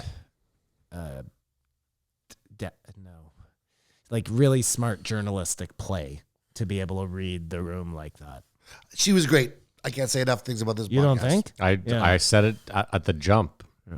I also said Joe kind of directed he had his oar in the water for sure there. Oh and no, was no, fucking for keeping her- sure. keeping But her somebody steady. less aware might have like just kept paddling hard on the other side, oblivious Yeah. to Joe with his oar in the water. Yeah. To use your great analogy, In her defense, she's been on the show before. Maybe that helped her. I was thinking the exact same. You know what I mean? You never know. Or maybe she's a fan. Maybe she listens. Maybe she listens and is like, I know Joe's on TRT. I should avoid this one. Or maybe she's an amazing reporter and That knows too, how yeah. to fucking. I mean, that's what I was going to say is a journalist like her has to know how to read the room or you can't be in many rooms. She's in crazy rooms. And look at the room she's That's what in. I'm Like, saying. remember that story she told about the? I don't remember where it was, but the guy said, we were gonna rob you, but you're nice. We're gonna let your camera crew keep their shit. But it's almost like that. Pardon me? It's almost like, I see a lot of these like angry Trump rallies, but then you see someone like Jordan Kepler, whatever the fuck his name is, that lanky dude from the Daily Show. And you wonder how he talks to people and they're just like so polite to him. But I think certain people just have that. Well, Like, clips. Just yeah, you're right too. Yeah, of course, clips. I get it. But even like all gas, no brakes. Like you wonder how he sometimes talks to these people, like I don't know. just doesn't go the wrong way. Yeah. I And people trust assume he's gotten punched plenty of times and you just never see it. Outtakes, Like, outtakes. Maybe you're right. no, yeah. I'm Slapped, with you chased away. because how do you not in some of those? At some point, some of those guys get that you're making fun of them, But- and they just bitch slap you. You know what though, Simon? As I think about it too, though, like I think about the guy. Remember, he interviews the guy who's smoking all the roaches and eating them. Yeah. He ends up eating one of the roaches. So I think you kind of have to endear yourself to them and be like, as much as I'm making fun of you, I'm here too. For and I'm all part you of the know, joke. he's got like The Rock and Well, that's the other that thing. stand right Yeah. beside the Yeah. cameraman. That's a good point. No, Like but this. Yeah. what you just said there is a good point. There's a cameraman. Yeah, people are different. Yeah. There's a witness with the camera Oh, recording yeah, what that- you're doing. yeah. Like, Yeah, but hold on. Maybe you want to do that, Some of but the you don't. people who do this thing, see the camera there, still incriminate themselves, still like say the worst shit. But is this you not know? not a situation where you have to sign a waiver? Yeah, but he said I've heard him say two things. He goes, first of all, you always get them to sign the waiver first. And Andrew also said a really interesting thing. He said, I have no trouble finding the people that want to be on camera. He Yes. said there's always, So that's the wherewithal. that and you that's the have. thing too, is it's like The right person. He said, trust me, I have no trouble finding the person that wants to find me and be on this like And say the wrong eccentric things. person. Yeah. Yeah. Like I'm at that Proud Boys one. Do you remember the leader that they interviewed? The black gentleman. I don't think he was black. I think was he black? Well, there's a black guy wearing the Fred Perry and like the vest who's like, I'll punch you in the face if you make fun of me in this. Like, I'll come after you after this. That's what he says to Yeah, him. I think that's the guy. Yeah, He's a good he's guy. like maybe not fully black. I don't, he's I thought he was like Latino or something. But anyways, I don't really remember. I just Fine. remember him. Oh no, he was black. You're absolutely right, Matt. It was so he shouldn't have been talking on camera. And yet he couldn't stop himself. Like just getting that attention was so but that's what he said is this I'm reinforcing yeah. your point. He's like, I just pray, not pray, but he's like, those Andrew, people. I like how you know him by a first name basis. What's his last name? I don't know. Oh, you're just on a first name basis. I only know that because a lot of the people in his videos Call know him him and Andrew. call him. Yeah, like when he was in Daytona Beach, the one guy was like, Andrew, we're about to drink some Four Locos and get crazy. You know here, what Andrew. might be the funniest one though is How many Proud Boys videos have you guys watched? This is all is gas not a no Proud breaks. Boys, sorry, this my He bad, goes. my bad. He I've went watched to one. 0 Proud Yeah. Boys videos. Well, no, I guess I wasn't listening. Yeah. But then when I came back, Daydreaming again. when I came back into the conversation, I heard Proud Boys and you talking first name basis in the videos. What are we talking? Oh yeah, best all gas no breaks.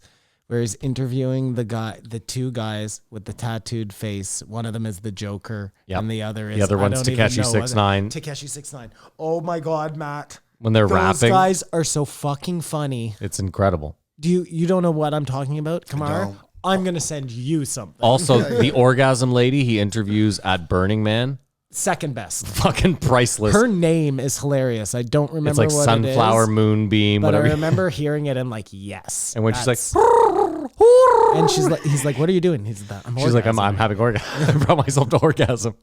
And he, at one point, that's you can see him. amazing. He's like, Dude, that whole hippie one, yeah, I love it because you're only making fun of the hippies and it's all good fun. Yeah. You know, there's no like political leaning. No. There's no, no. it's just everybody is fair game at that thing. And it is so good. He gets like 5 classic interviews, you know? he's great. He's good. It's Sorry, really, Kumar. Are we really done with funny. Yeah, we're I have no idea what you guys are talking Mariana? You got to watch all You gas. don't No watch Breaks. that's I right don't up your watch it. alley. I know I know not- stuff about it, Yeah. but it's just not in my repertoire.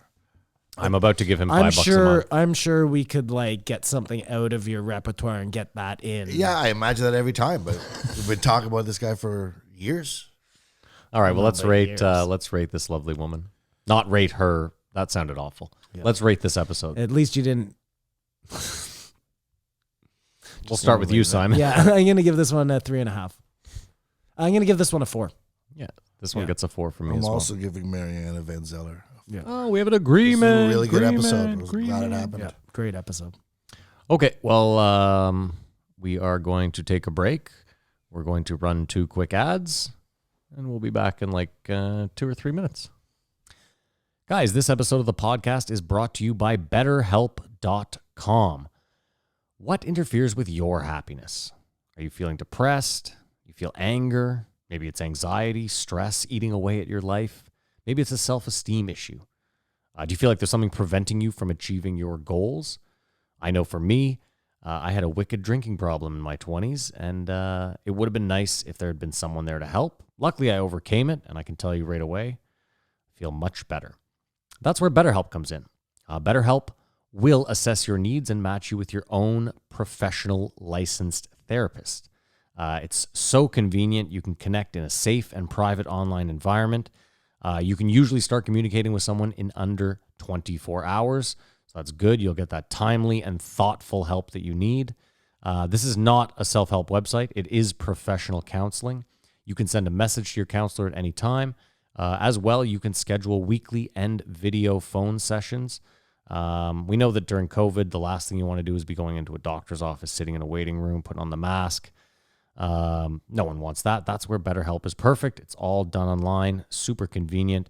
It's more affordable than traditional offline counseling, and they offer financial aid, and they're available worldwide, which is wonderful. There's also a broad range of expertise available, which may not be available locally in many areas. You never know. You may live in a rural area. They may not have a specific type of counselor that you're looking for. So that's where BetterHelp also comes in handy. They offer licensed professional counselors who are specialized in depression, stress, anxiety, relationships, sleeping, trauma, anger, family conflicts, LGBT matters, grief, self-esteem. Guys, you name it. That's a lot of checked boxes. Anything you share is, of course, confidential. The website is convenient, professional, affordable. They do have testimonials on their website if you want to go check it out. They have so many people using BetterHelp right now that they're recruiting additional counselors in all 50 states. So also, if you're a counselor and you're having tough times during COVID, maybe head over to BetterHelp and see if you can get yourself a job. You never know. If you want to start living a happier life today, as a listener, you'll get 10% off your first month by visiting betterhelp.com/JREE. Join over 1 million people taking charge in their mental health. Again, that's BetterHelp, HELP.com/JREE for your 10% discount off your first month. Guys, go check them out. Thank you so much. Guys, this episode of the podcast is also brought to you by Lucy Nicotine. Lucy Nicotine is a company founded by Caltech scientists and former smokers looking for a better and cleaner nicotine alternative. Finally, tobacco alternatives that don't suck. Research developed for 3 years, it is made for people, not patients. Lucy has created a nicotine gum with 4 milligrams of nicotine that comes in 3 lovely flavors. They have wintergreen, cinnamon, and pomegranate. Lucy has also created a lozenge that has 4 milligrams of nicotine, and it comes in a cherry ice flavor. Each one of these flavors tastes incredible. Trust me, like I said, I've tried the pomegranate. It is incredible. The best part about this product, it's convenient and discreet. You can enjoy this product anywhere, anytime. On a flight, at work, on the go, even in the gym. Guys, it's 2020. It's time to get rid of your cigarettes, unplug your vape, throw out your dip, and get some Lucy nicotine gum or lozenges. This is the real deal. A subscription to Lucy comes directly to your door each month. It's so simple, you don't even have to leave your house because Lucy has delivery down. The JREE listeners, go to lucy.co, that's lucy.co, and use the promo code JREE to get yourself 20% off all products, including the gums and lozenges. Again, that's lucy.co, and use the promo code JREE at checkout. Warning, this product contains nicotine derived from tobacco. Nicotine is an addictive chemical. Lucy.co, don't forget that promo code JREE. Vert. Name and a number. Vert, that's all you're going to say? Vert. Terry Vert. No, I was trying to be mysterious. Number. Okay. 1577. There you go, Kay. So You're mysterious. getting there, man. Well, no, this was this third astronaut going in. I was like, what's this going to be? He was the best astronaut. By far. And there's no disrespect to Commander Hadfield. No disrespect. No disrespect. Just a totally different type of guy. Like, he didn't come off as a know-it-all at all, even though he knows done everything. A shit ton when it comes to, like, space travel and... Listen, Hatfield's the kind of guy who got up and booed out loud in the theater during Gravity and had to be asked to leave. Yeah, let's not forget that. Well, that doesn't mean we have to disrespect Like, him. the only movie I've ever done that in is Schindler's List. You got up and booed? No, of course not. Oh, that fell flat. Yeah. Sorry, man. Thanks, guys. That's where we need the car wreck button. But he was the best by far of the astronauts. Yeah, With his I agree. perspective and how he talked about it. Like even the, I never thought about the laundry. Because I think he's also the astronaut to stay the longest. Well, it's interesting that they can decide their own clothes they wear up there. But it's stuck up there. Like it can't You're go in anywhere. Ugg boots, fucking track pants, just a total slob Well, up he there. said he was like deciding what sweaters he was going to bring up, and Specific sweaters. and you only get to do laundry. Well, You don't do laundry. you don't do laundry, but how often do you shower? Like, what did he say? Every 14 days or something? Even then, Simon, it's not a normal shower. Like It's just, it's Yeah. weird. water doesn't act the same. It's weirdness, man. And he communicated that you always feel like What you're does falling. what does the water do? Does it like literally? It's in balls. And what do you do with the balls? You just take them and like Yeah, smash them. on yes, yourself? yes. You smush in your face. Is that right? Yeah. You can watch it. Yeah, there's a bald astronaut who demonstrates how he washes his face and head, and he like Using the balls. using the balls. The Of water balls. Yeah, I was like using his balls. No. But then he was discouraging, talking about how the treadmill could destroy the space station. Yeah. 100 million pound ship, but because there's no like Because the momentum of the Do you think that they're recorded all the time up there? video, Yeah, like closed circuit cameras. constant feed. Yeah. probably. Because back in the day, they definitely weren't. Because guys like No, shit. because they could turn off their Vox. And who was the they were the two guys on the moon? Yeah, Neil and Buzz. Were there? You know them. Okay, let's pretend that narrative is true. They were the two guys on the moon and there was the one guy waiting in the ship. This guy's pretty sure it happened. Who was the guy waiting in the ship?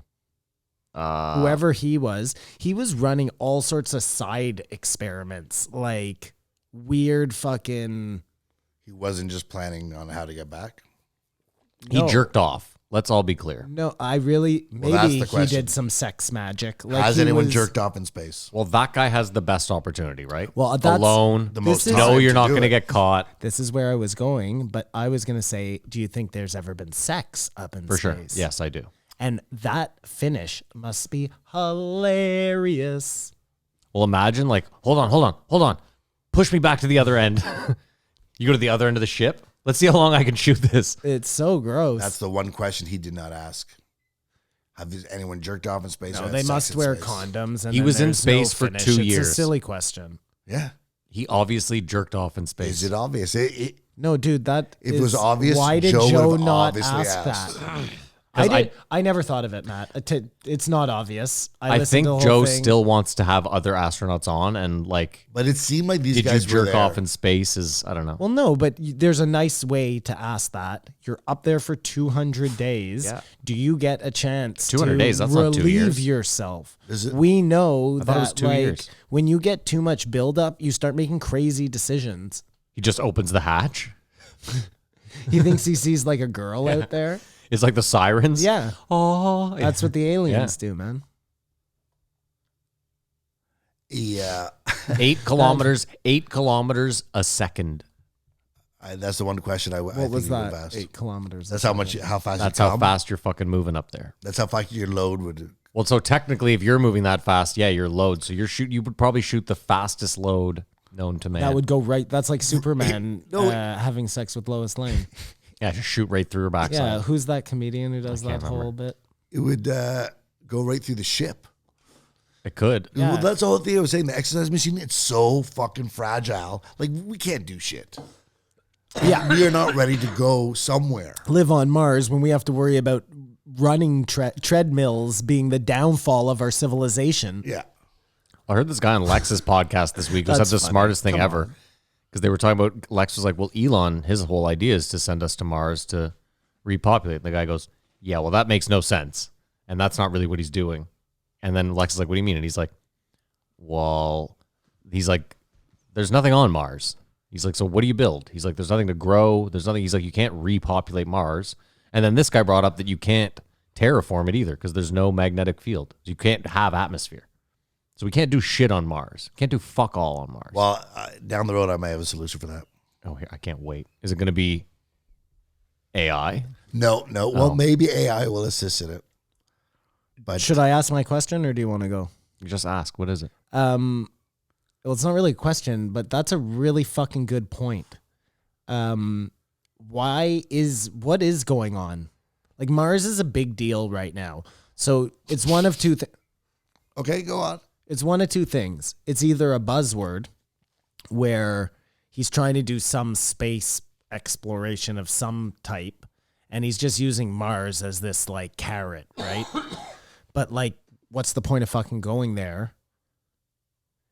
Really, what we should be doing. Sorry. So the second thing was, otherwise that's what is he up to, right? Like what's the actual plan? If it's not to get to Mars, to repopulate, to give us a new place to live, then is he up there actually mining asteroids? Like, let's just get the truth, you know? Anyways, if he was really serious about living somewhere else, the moon is the place. No, neither of them are. It's close enough to Earth Okay. that, like, what's the trip to the moon? I don't know, 2 days? It's less time to get from fucking New York to LA driving. You know what I'm saying? Like, it's not far. So that's the type of place. Look, if there's a problem, we can help. Is it 2 days? Mars, you're To fucked, the moon, man. I think it's a little longer than that. If it's 10 days, it's Yeah. it's I don't- not. No. What's the trip to Mars, Maddie? 3 years, this guy Yeah. said. And he said To you, Mars, you yeah. come Well, I'll back. find out how long does it take to get to the moon? It's possible, you know what I mean? But I don't think it's possible because our space stations are so fragile. Anyways, my point is, I don't think that anything we hear right now about what they're space traveling is actually what's going on. Not that they're not going to space. I definitely think that's happening. Takes about 3 days. Just what's going on up in the sky ocean. Yeah. 240,000 miles. How? Sorry, repeat, Maddie. 3 days. 3 days. It takes about 3 days, it says here. Yeah. I mean, if you can get through the Van Allen belt, you're gold. So Mars is a red herring or something you're saying? I think I agree with this guy who was on. Well, he was talking Lexa's about, show. he was like, population is our fucking problem. That's what this guy said, which is interesting because Matt Iglesias, who someone pointed out, that's not his last name. Moxie apparently is, but Matt Iglesias is not that guy's real name. His real name is like Matt Redding or something. He chose Iglesias. He's a Vox reporter. Wants to be, he doesn't want to be a white guy. He's a Jew. Well, I don't know. Now he's a Jew with the last name Iglesias. So That's the weirdest thing I've ever That's heard. not Jewish? Iglesias? I don't know. it's a common I Jew mean, name. I've never met one, but like I'm not that well traveled. Maybe in like The Greenbergs, the Israel. Leibowitz, the Iglesiases. just rolls off the tongue. I'm going over to the Iglesiases for Seder dinner. That Hanukkah. works, right? Hanukkah. They make a lovely matzo ball soup. Like, what the fuck?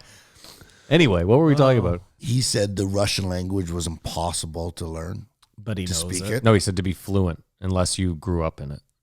Do you believe that? Do I believe that? Well, I mean, I can't argue with it. I've never tried to learn Russian. Did you ever see Firefox? What is Firefox Firefox was a Clint Eastwood movie. about? An American pilot who could speak fluent Russian, which the Russians had a secret plane that responded only to voice commands. And it was just a super jet could do No, everything. I have not. So it's seen like that. Kit, but a jet, But the but movie's Russian. heavy. Okay. Who was the lead? Clint Eastwood. Clint Eastwood, right? Yeah. Did you guys ever see The Right Stuff? As was my next point, yeah. Oh, well, there you go. I never saw it. No. It's actually a really good movie. It's one of the first movies I saw that had tits in it. Okay. Like that were you're allowed to watch. It was like I don't remember I could the watch tit this again. scene. What was the tit scene? They're in a bar and on the stage it's more of a burlesque. I remember my dad making me watch it as a kid Yeah. and having no understanding of them breaking the sound barrier. It wasn't something that my brain could handle at the time, I guess. But you loved the movie. I liked the movie just as it ended up being a good movie when I was a kid. It's a good movie now. It's just a good movie. Yeah, definitely. Well, it's what inspired him. I'm sure it inspired a lot of those guys. But is that true that Chuck Yeager had, that's his name, right? The broomstick to shut the door. He broke his arm and he did that flight Like, is that in the movie? I don't remember At that. first, I thought he was talking about him blasting off, No. but that would make sense because what do you really do as a steering as a captain? Like Of the planes? of a rocket.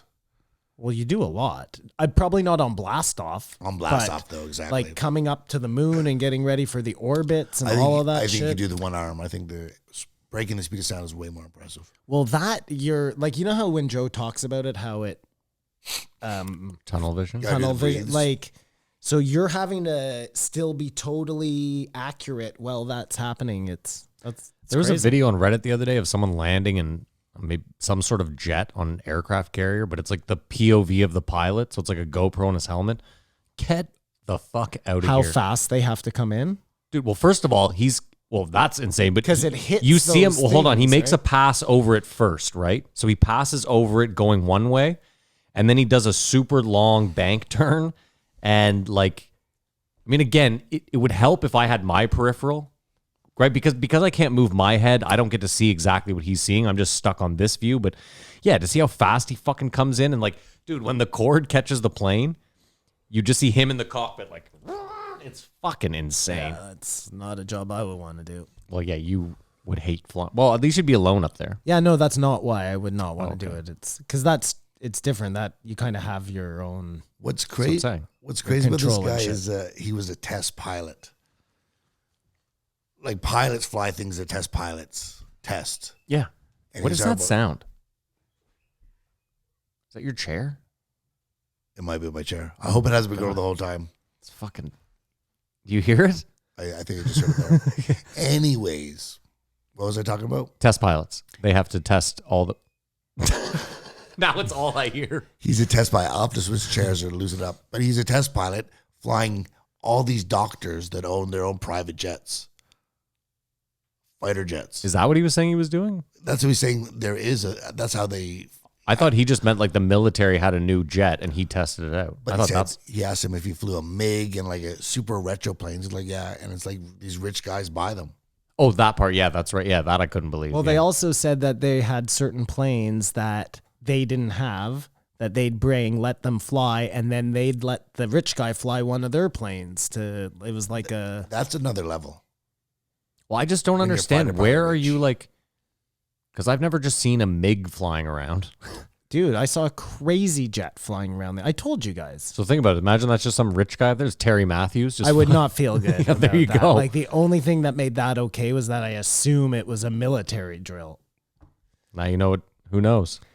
You know, like if we ever get invaded by another country or whatever, Mhm.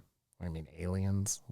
It'll be different. That'll be different. But if it was another country, Yeah. and you just see like army of planes start flying over, Yeah. like, that must be fucked, man. Well, that happened. I know And they the Pacific was flew a lot of that, slower man. than they would now.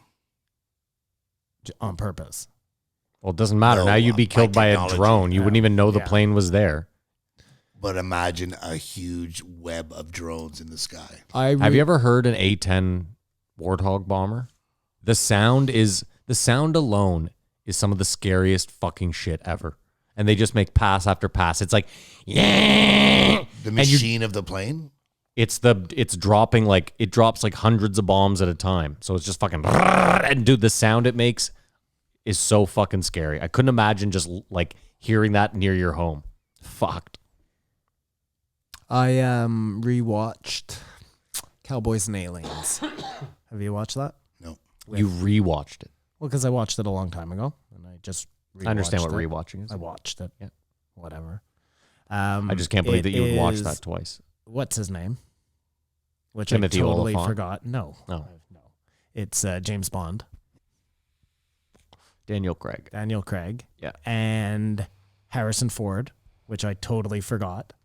And it's directed by The guy did Swingers. Iron Man, yeah, John Favreau. John Favreau. And it's actually not a bad movie.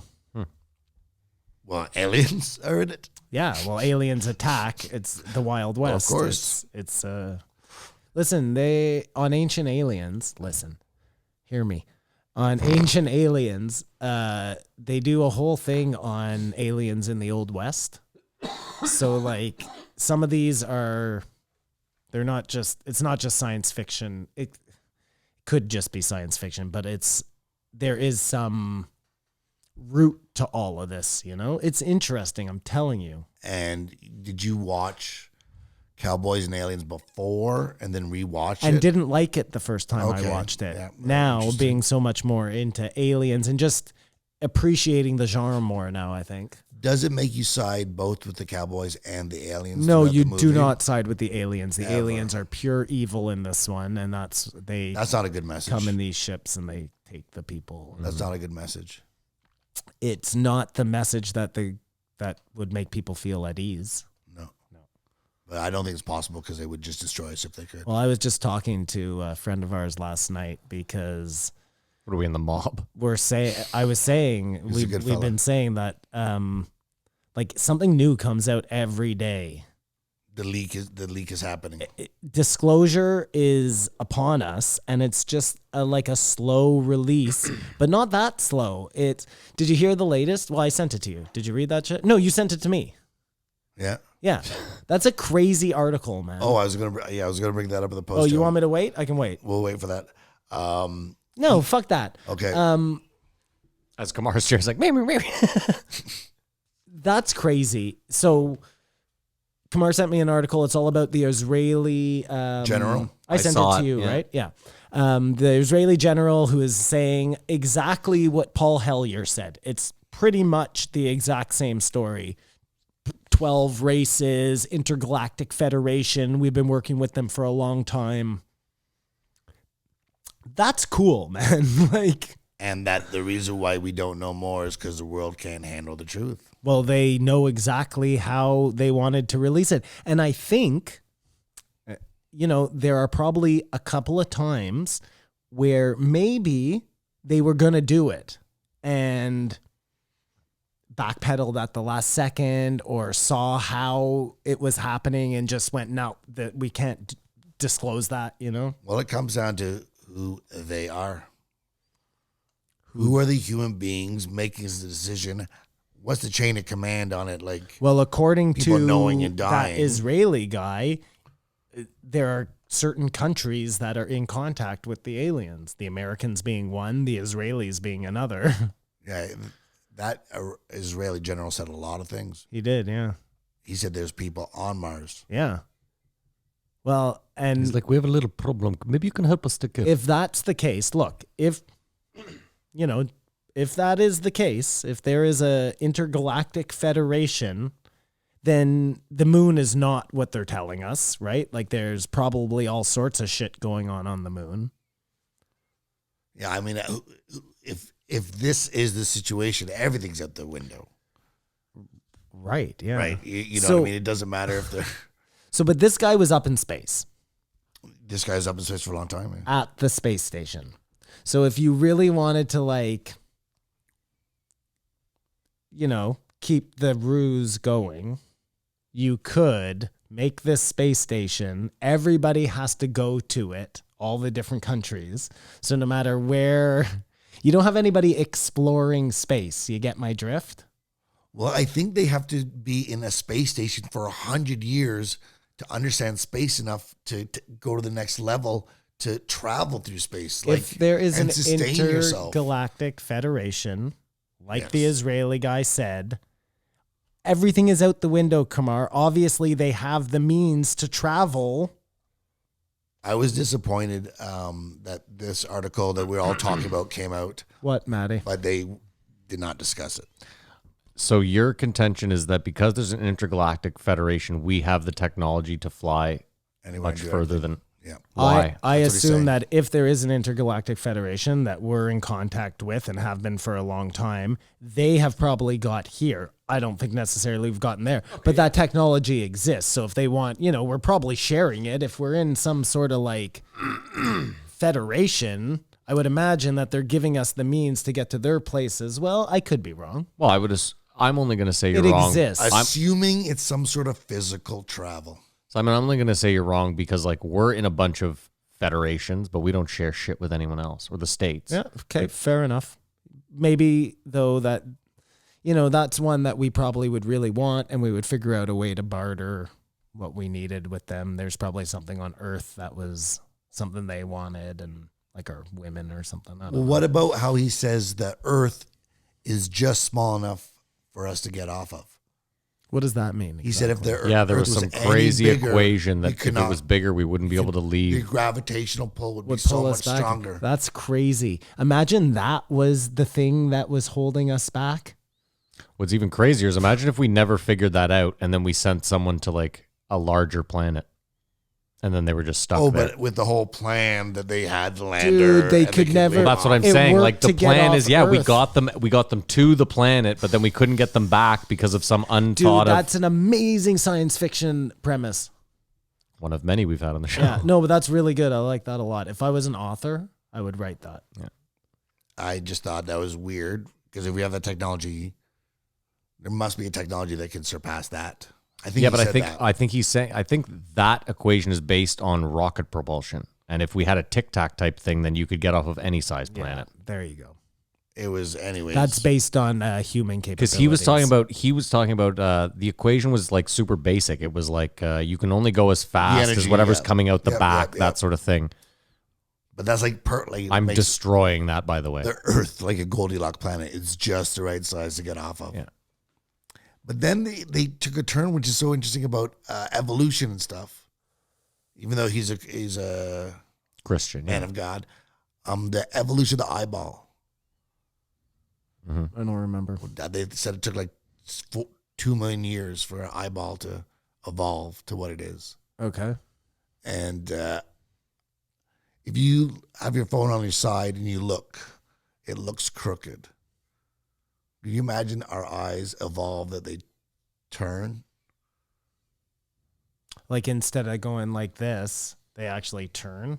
It'd be weird. Why though? Well, you'd have to So you have can, like look behind you. you'd have to have like 100 generations of people lying on their side. Well, it's coming. Why we're all just what's eating Gilbert graping It or is something? coming, yeah. Okay, fair enough. Possibly, but just the evolution of the eyeball. It'll be something, Maddie. Like you'll have a screen in your eye, right? So you're watching TV, and it'll be like that's the most comfortable position is lying on your side for whatever reason. That'll get everybody going. This is what I'm And then- suggesting. Yeah, I understand. I don't hate it. Because and we're talking like a long period of time. That what he talked about was how Jimmy Carter wanted to make America go metric. Yeah, and lost the Lost election the because election. of it. Yeah. And that is, in a nutshell, America. Yeah. Like, fuck you, we ain't changing it. Yeah. Like, for better or for worse. That That's is such so a cool funny, thing. eh? That's too much. The only one Jimmy of two Carter holdouts was a in the world. huge UFO guy.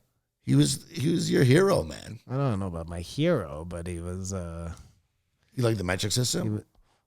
I guess I like the metric system. He was, didn't he? I think there's a, Aliens metric system. and my smoking guy. weed on the White House with Willie Nelson. Did he? I think While so. he was president? I think so. No. Really? I can't look it up right now. That's an immediate reelect. But here's where we get to my crazy scientific theory. He talked about how crazy space junk is. Yeah, and how much there is up there. How, like, it's insane. And he said, if you figure out how to get rid of space junk, you'll be a very rich person. Because it has to be done. But no, because that's the thing though, is we know from the market that like it's like the environment. No one who's paying you to clean up space. He said there was a market for it, and it was a huge opportunity, I believe. Yeah, I hear that all the time though, and I'm just wondering like Well, where that money comes you want from. to hear what mine is? Yeah, sure. Please. You're blasting off a giant magnet. Because that's the way they leave. They go around, and you get bigger until you get into another thing's orbit. They don't go like that. You know what I mean? Mm-hmm. If you can think about it, The rocket ship? What are Yeah. you talking about? Yeah, ship leaving So you're Earth's blasting atmosphere. off Earth. you blast Or- off Earth and you start going like that. You do these things? But they get bigger till you get to another gravitational source, and then you orbit it. Okay. You know what I mean? I didn't know that. That's kind of cool. You don't. It's just not a straight line. No, you don't go straight up. No. Well, no wonder it takes so long to get everywhere. So you launch this. Well, you're having to like backpedal all the time. Well, that's just because you have to break through the Earth's atmosphere, and it's easier to do on an angle than straight through. We weren't meant to travel in space yet. We were supposed to like have a thing, so it was just boom. You can't go straight out. That's why re-entry is so insane, Simon. Because Right. re-entry, they're breaking through the Earth's atmosphere, going in a fucking straight They line. are doing the straight line, Which yeah, is man. very much like, you know how when you're deep underwater, not to do this again, but you're deep underwater and you can't come up right too fast or you get the bends. bends, you know? yeah. It's just the same kind of idea. No, but okay, I'm with you. You see where I'm going. So you take this giant magnet. And you shoot it into space. I'm And with it I'm with goes- Matt. I want to know why why is this space junk worth it to somebody to remove? Because they soon will not be able to get out of it. I get it. So that's why the government would want to That's get what I'm rid saying. of There it. would have to be whatever Or like government wants to Elon. go Great up there. contract. A great Elon or contract. whatever, because he's doing something up there. You know what? It's whoever's going to go and mine the asteroids is going to have to deal with the space junk. You could probably argue that if you could use Kamar's magnet and get it back to Earth safely, that you could recycle all that. No, that's not the plan. Okay, well, that's out the window. What's the plan then? So you blast off this. There's the- more. Oh, I thought he was done. No. Sorry, dude. Sorry, Kamar. You blast off the space magnet. Yeah. And now it starts this orbit. And as it goes, and it turns into this huge magnetic Orb. snowball. That just you is will. pulling like the space station towards it. But and- it orbits all its way over to Mars. And our magnetic space junk creates a magnetic field for Mars so you could have terraform. Can I point out one massive flaw in your thing? Terraforma. You're probably going to fly by some satellites, are you not? Well, and I just said you're going to pull the space You station mean towards you. innocent victims. Yeah. No, there'll be some collateral damages. Like you guys know that Elon's internet thing is up now, right? Free Starlink internet or for whatever. everyone? It's not free. It's super cheap, high speed internet. Can we get it here? I don't know. You'd have to look into it. But apparently you just buy this box and you set it up, and even in like inclement weather and stuff, you can get like, now again, I'm on a gigabyte a second, so to me it's not high speed, but I live in a place where I can get super fast internet. But if you lived in like rural somewhere, like let's say you lived in Northern Ontario, you could buy Elon's thing, set it up, and get like 100 megabytes a second, which is pretty good for wherever the fuck. Have you ever seen The Kingsman? No. Because I have. that's sort of what that's about. He gives everyone a chip, a free SIM card for their phone. phones. Okay. But it's super cheap, a great service, but it's to manipulate everyone at the same time. It gives mind control. Ah, like the 5G. Matt, like the 5G. Fuck off. Anyways, that's how you get rid of space junk and create a magnetic field around Mars. Good one, Kamar. I like Bingo, that. It's a bango. fun idea. So you think that your giant magnet alone will create a magnetic field on Mars? It and all the space junk, it collects as it proceeds.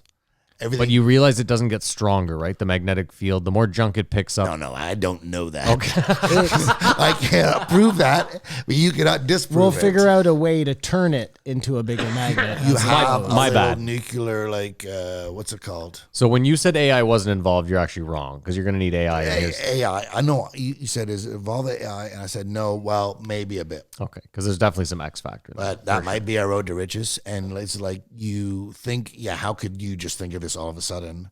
They talked about how this thing called graphene just got discovered because they were trying to lift pencil shavings off a piece of paper. You don't remember talking about graphene? No, I don't remember that at all. Is that the It's- new carbon, like hexagon, It's whatever? like the smallest something can be. And it's the best conductor, stronger than everything. It's just fragile to work with, but it's sort of like the miracle thing. Well, that sounds like that alien wing that you pick up and has no weight, and you know. To solve your fragile space station problems. But that just feels like a real X Factor thing he was talking about. Do you remember in was it Star Trek, the movie?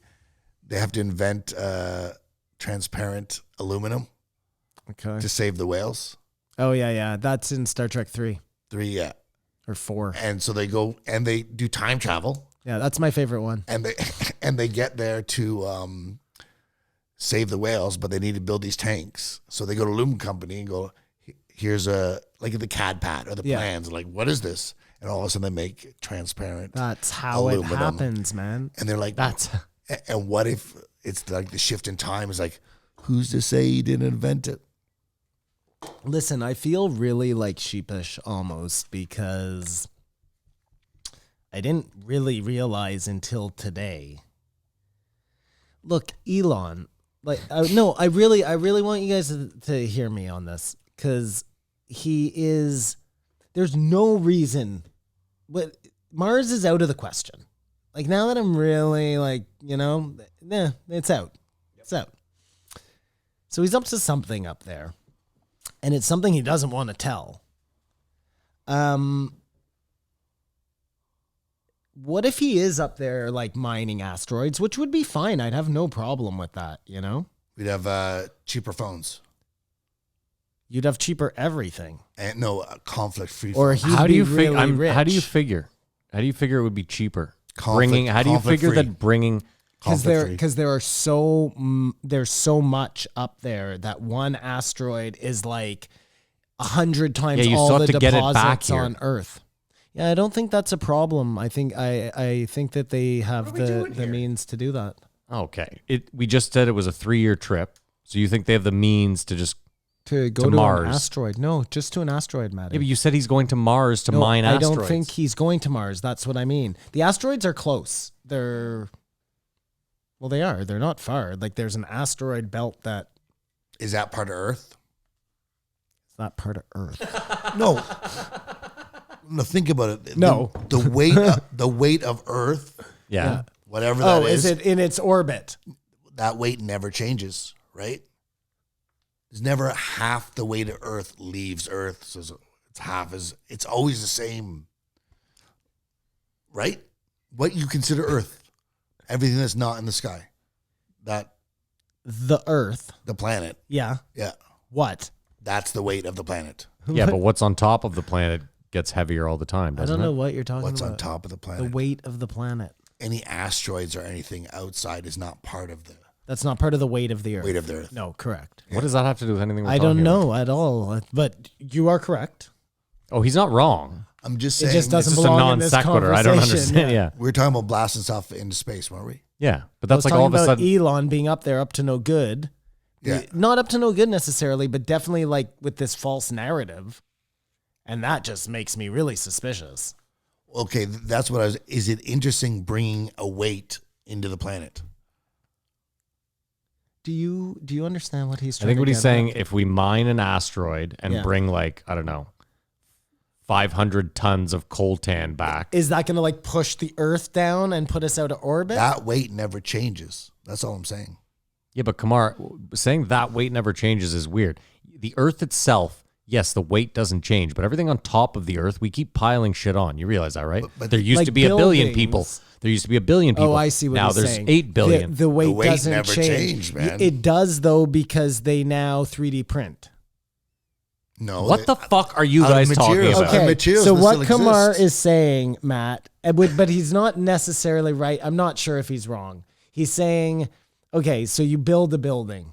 Yeah. You're building that building out of brick. Yeah, or that whatever. exists from the Earth. That Okay. it's all coming That from weight. somewhere. The weight is not changing. We start bringing asteroids. Okay, what about down people? What onto about Earth. people? That's interesting.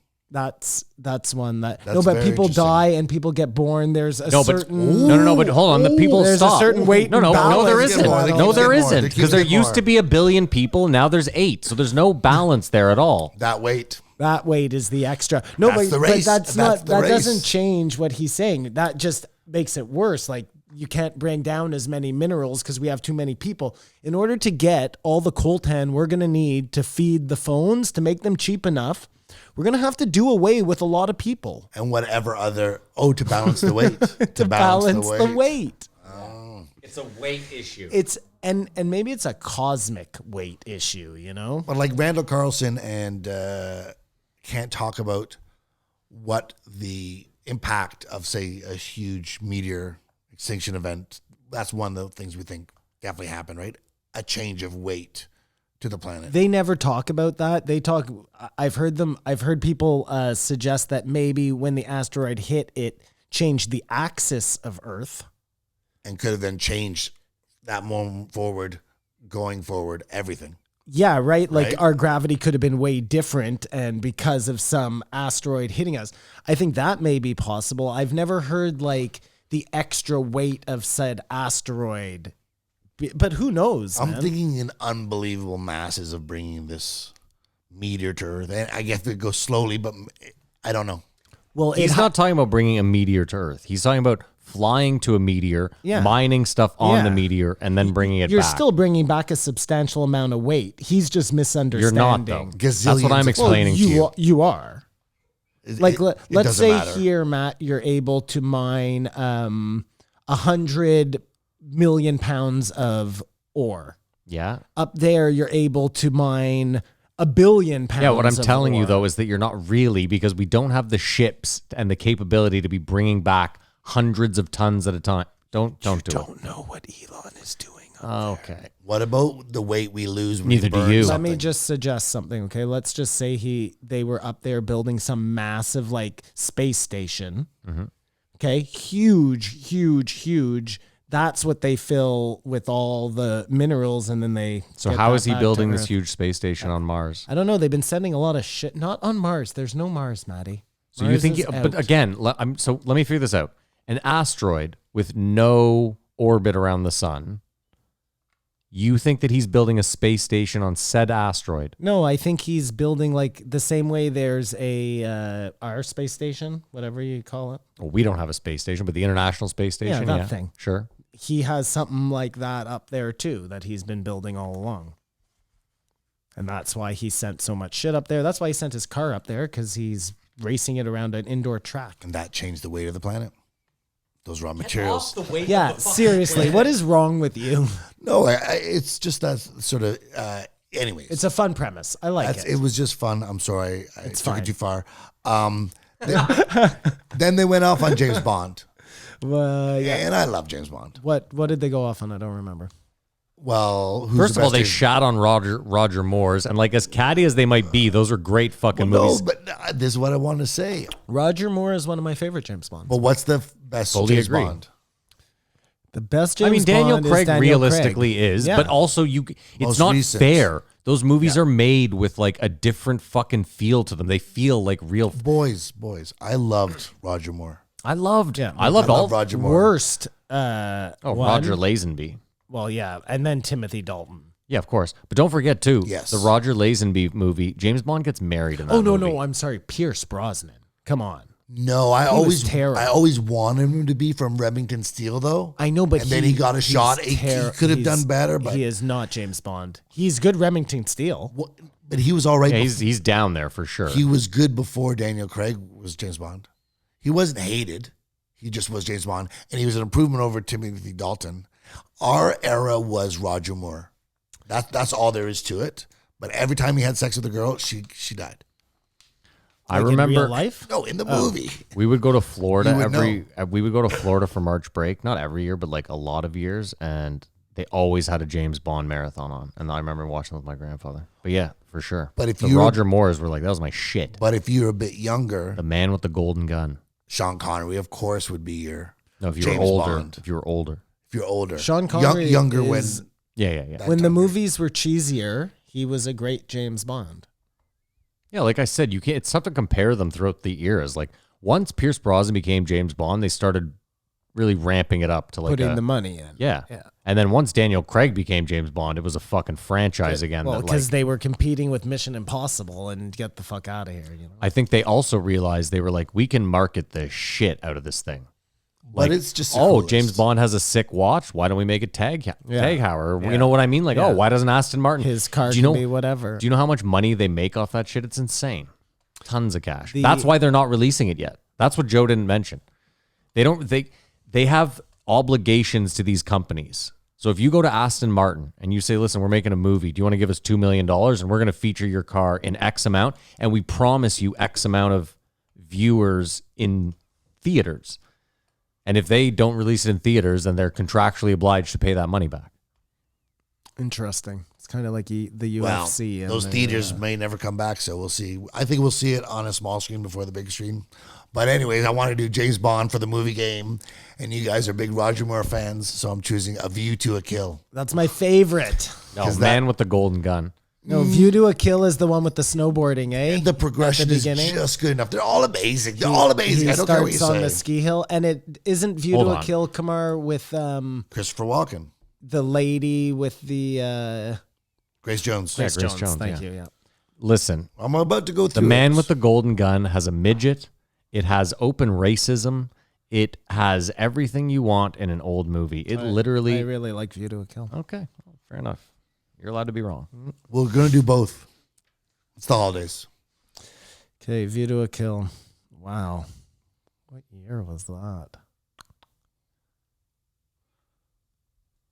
It's the movie game where Matt and Simon go head to head to figure out what year a movie came out, how much the budget for the movie was, and how much it made.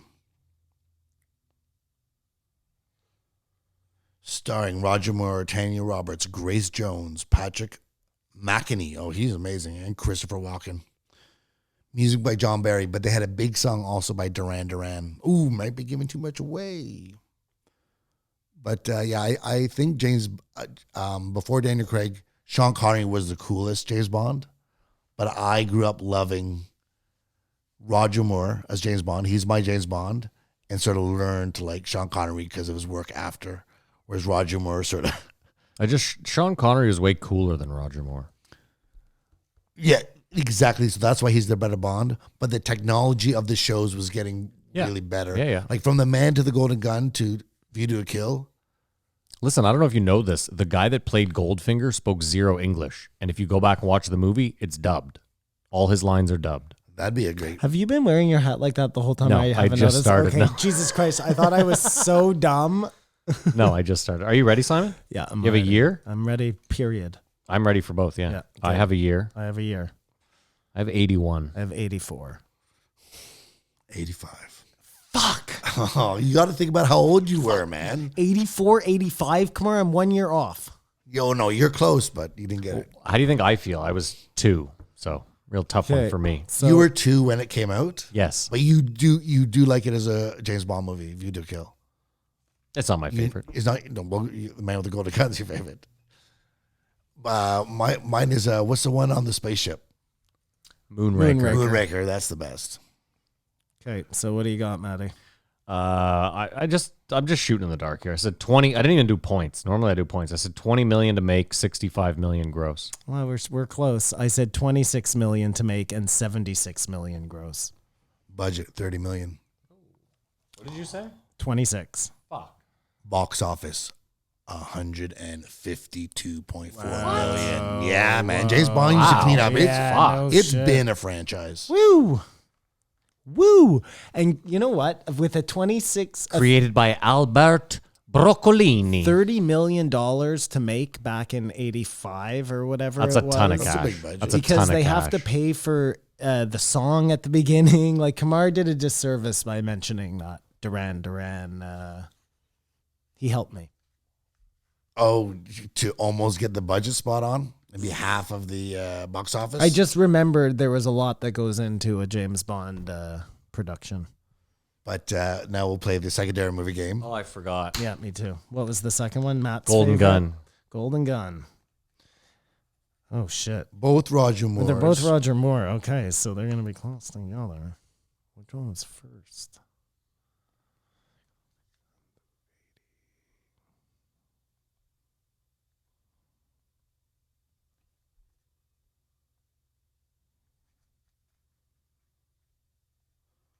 Okay. And Watch Starring- me be even further off here. Roger Moore, Christopher Lee, and Hervé Eklund. Vilchevi. The midget. okay, I'm ready. I'm ready as well. Who came closest with that, Simon? I guess we'll give it to you. So I said 1983. I said 79. 1974. Whoa, how long was he?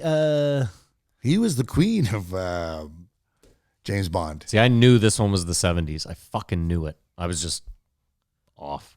Well, just a production value, whether the movie's better. Did you say 74? Yeah. Fuck, I was 5 years off. Not even close. Not even close. Okay. You were way off, though. What did you say? I was way off. I said 83. Oh my God, yeah. Way off. So what do you got? I said 25.4 to make, I said 22 to make, and I said 110. and I said 96. $7 million to make. Wow. Fuck. Wow. Yeah. Box office, 97.6 million. Oh my God. Did you bang that out? 96. Wow. That's enough for a victory. Yeah, we'll give you that one. Whatever. No, he was fuck. No. That's crazy, man. And now we'll play the tertiary movie game. Oh, yeah, right. We'll go with I actually like this game. Okay. Ready? Do you? Because you I lose. know, I You've lose lost all every the week. time, but it's still a fun game. It depends how No, you I feel. didn't lose last week. Yeah, you did. No, I didn't. He lost. Oh, did he? Okay. Oh, I think it was you. lost. I think it was you you, lost. but whatever. I think you lost. Did I? Okay, I'm fine. pretty sure it was Fine, fine. Either way, you folded under questioning go. pretty quickly there. Let's go. Dr. No. Why are you pointing at him? Oh, it's goes. We're going this way I was now? going. I switched it Okay. up. Sorry. Okay, Doctor No. Holy shit. You've got to say who James Bond is. Yeah. Sean Connery. Jesus Christ, The Rock.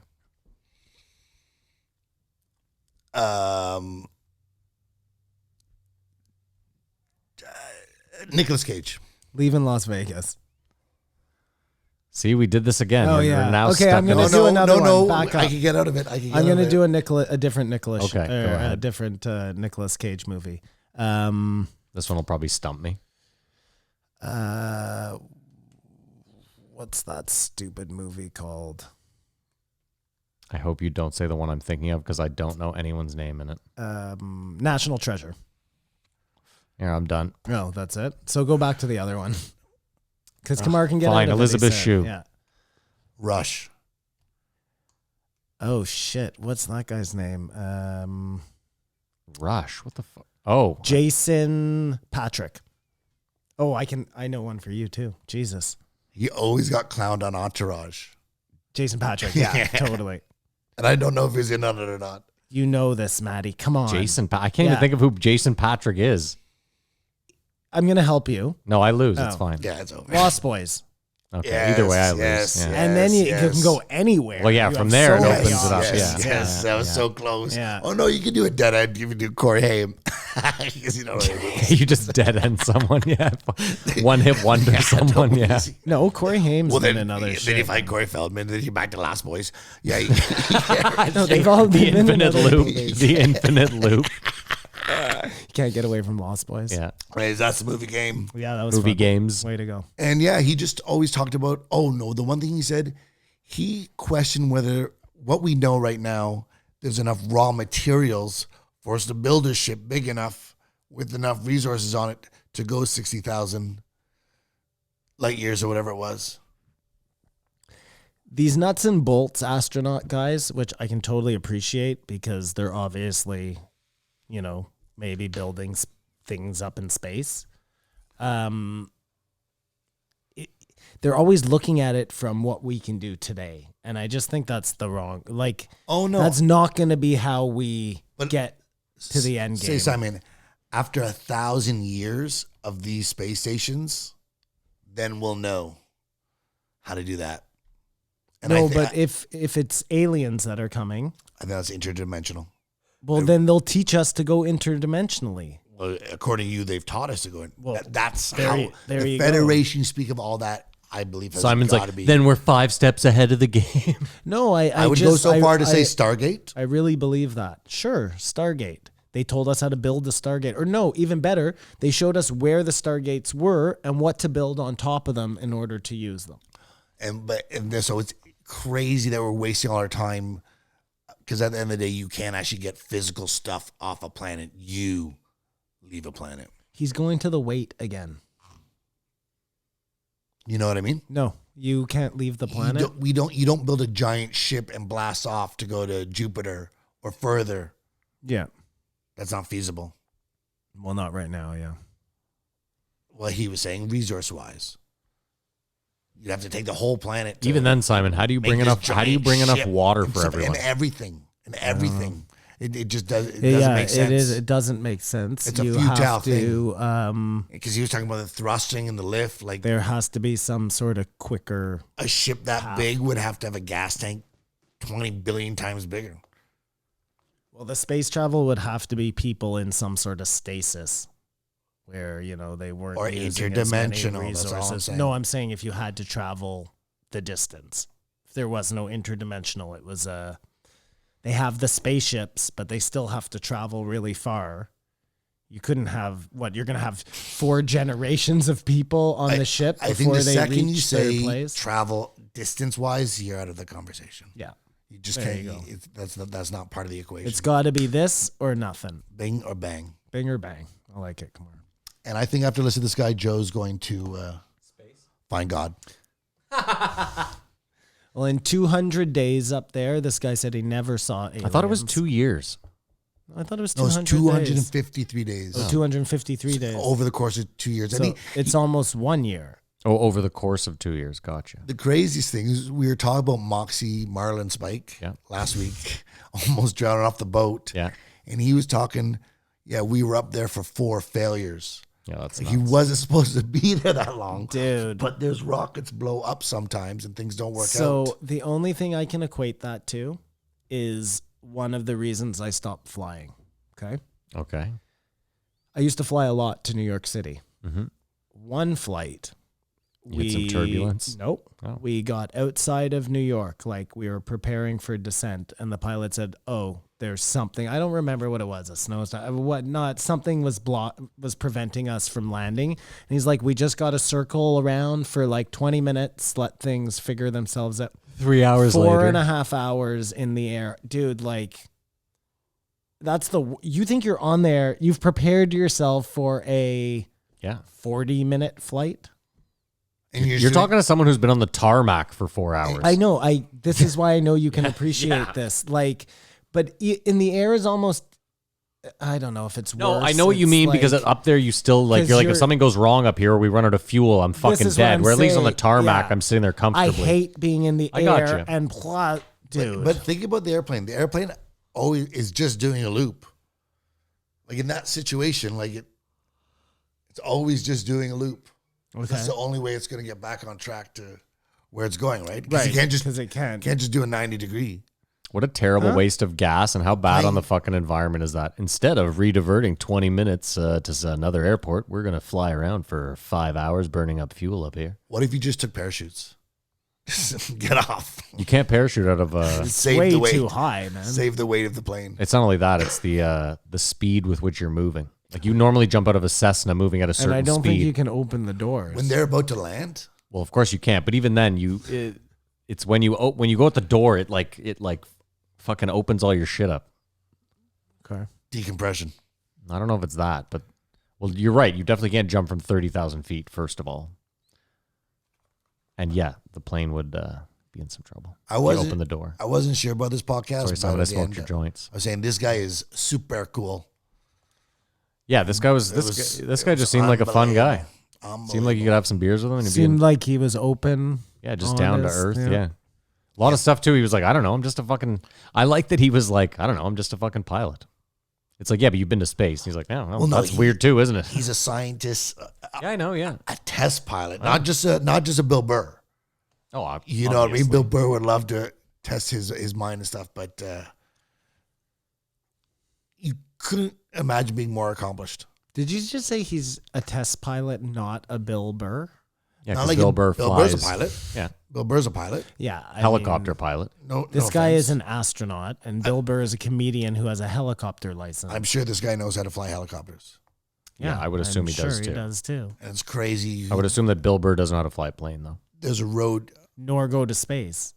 plane. I wonder. I think it's two different I licenses. just think it's about Like Harrison Ford is a pilot. So's John Travolta.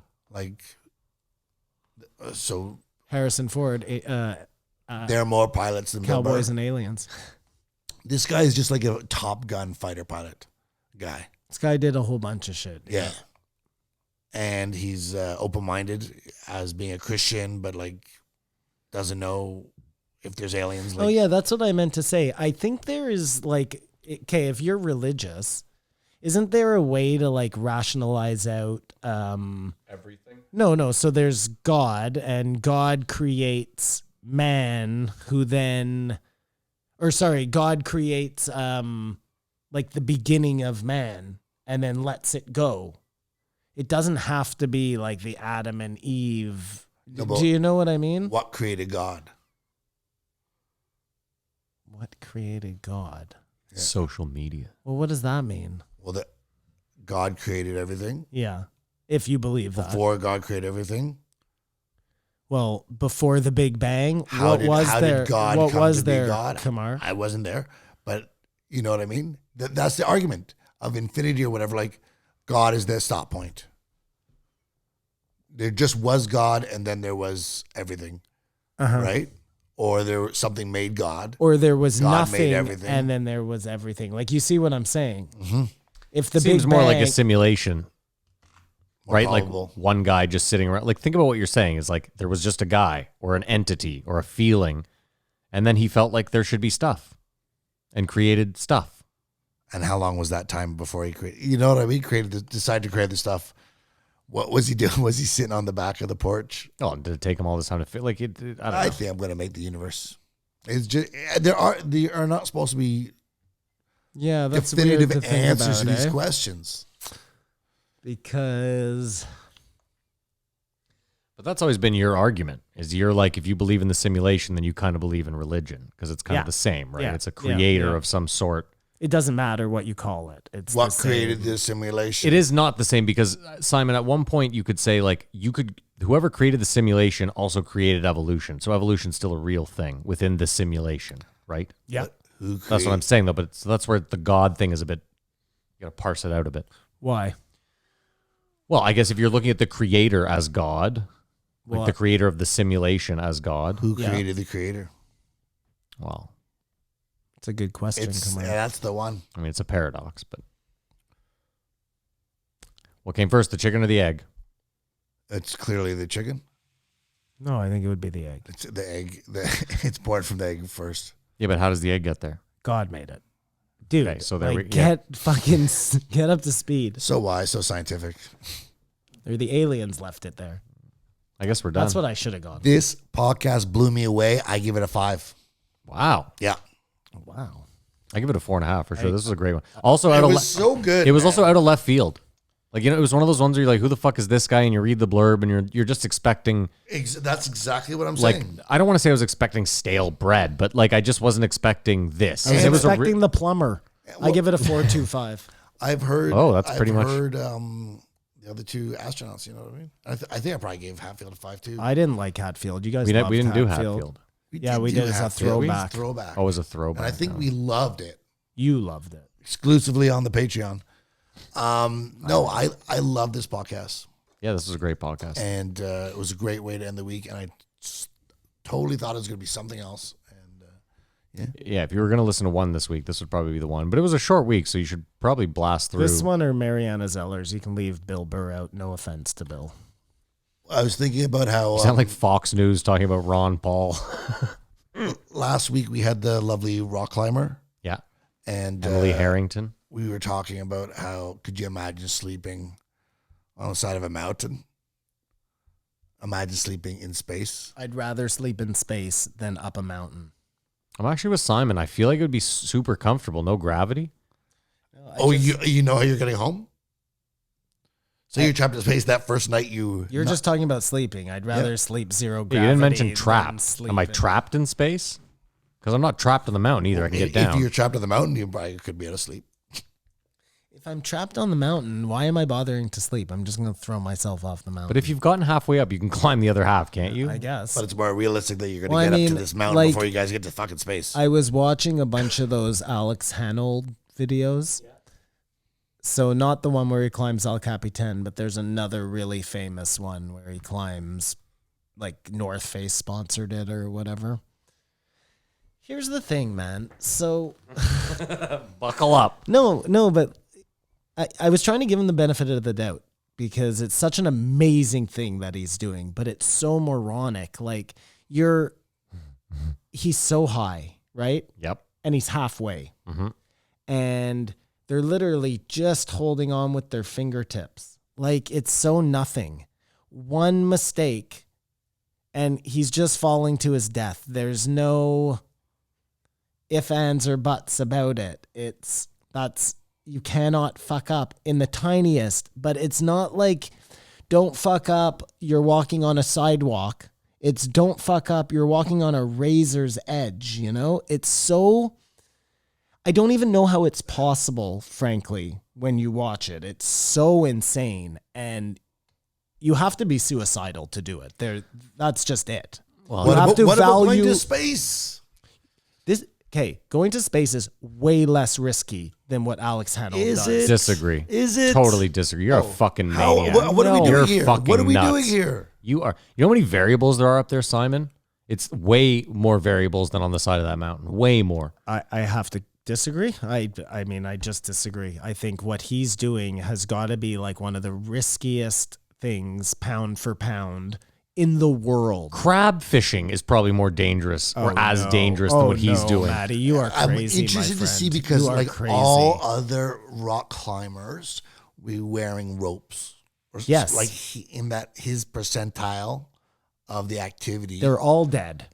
They're all dead. No, people with ropes die. Actually, no, man. People with ropes die. Some people with ropes die. All the free climbers die, except Alex Honnold so far. Everyone dies. Kamar, they die doing this event, this thing. So then squirrel suiting, you could say, is just as dangerous as what Hamhold does. Okay, I guess. Because they all die. Yeah, I guess that's pretty fucking close too. You'd have to have a ratio of space launches to rock climbers. Oh, so what I was how many So we've many more lost. rock climbers. what I was getting at, Maddie, with the Honnold thing was so you get halfway up Yeah.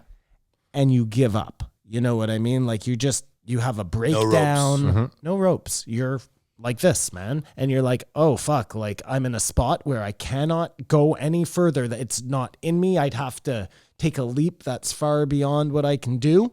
And I can't go down. So like, what's your play there? You know, you have to commit.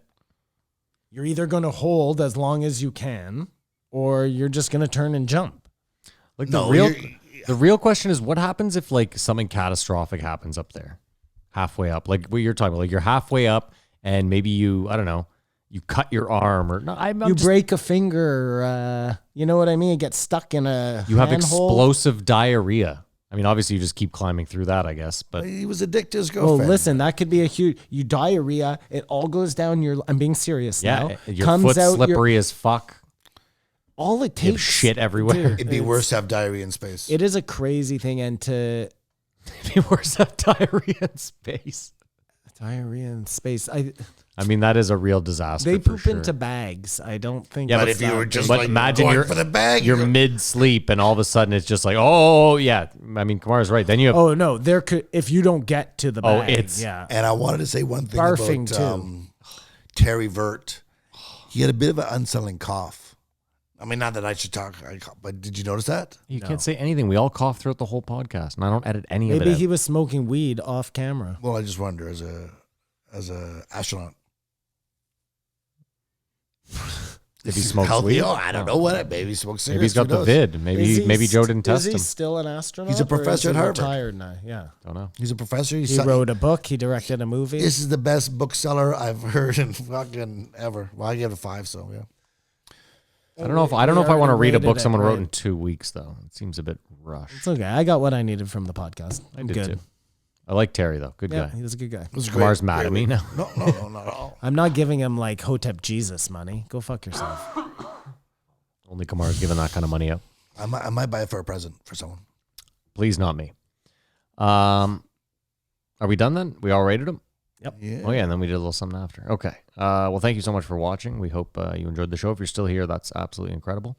There are a few important things to note. We have an Instagram and a Twitter. We don't use either of them, really. But they are there. It's Twitter or Instagram.com/JREE podcast. You can follow Kamar on Instagram At Kamar Babar. for the weather. You can also follow him on Twitter at Kamar Babar. Sorry, I didn't mean to interrupt. I should have said something. I also want to say follow up for the post, Joe. Let's come up after because we're going to talk about Andrew Schultz and his Netflix special. Andrew Scholl's got a Netflix Yeah. special. But that's for the post, Joe. Yeah. Sorry to interrupt you. That's Carry on. fine. We have a Patreon if you want to donate to us, you can do so at patreon.com/JREE podcast. You can do so for as little as $5 a month. Just help support the show. Help us upgrade some shit, pay for some shit, this, that, and the next. It's not free or easy to do this. And of course, the YouTube. Please help us get to 1,000 subscribers. Go to youtube.com/JREE podcast. Hit subscribe, and then you don't ever have to go back again. You've done your duty. That's it. You don't even have to watch shit. We don't really care. We just want to get to 1,000 so that we can start making 10 cents a video. Is that it? Did I miss anything? Sounds about right? Everyone have a great Christmas. Yeah, we hope you're having a happy holiday somewhere. and Happy safe holidays. holiday. Indoors by yourself alone. Yeah. Socially distanced, Yeah. responsible, mask-wearing holidays. Yep. And big shout outs to our sponsors, BetterHelp and Lucy.co. Go check them out. And that's it. Thank you so much for listening. We hope you have a great weekend, and as usual, Keep your eyes open.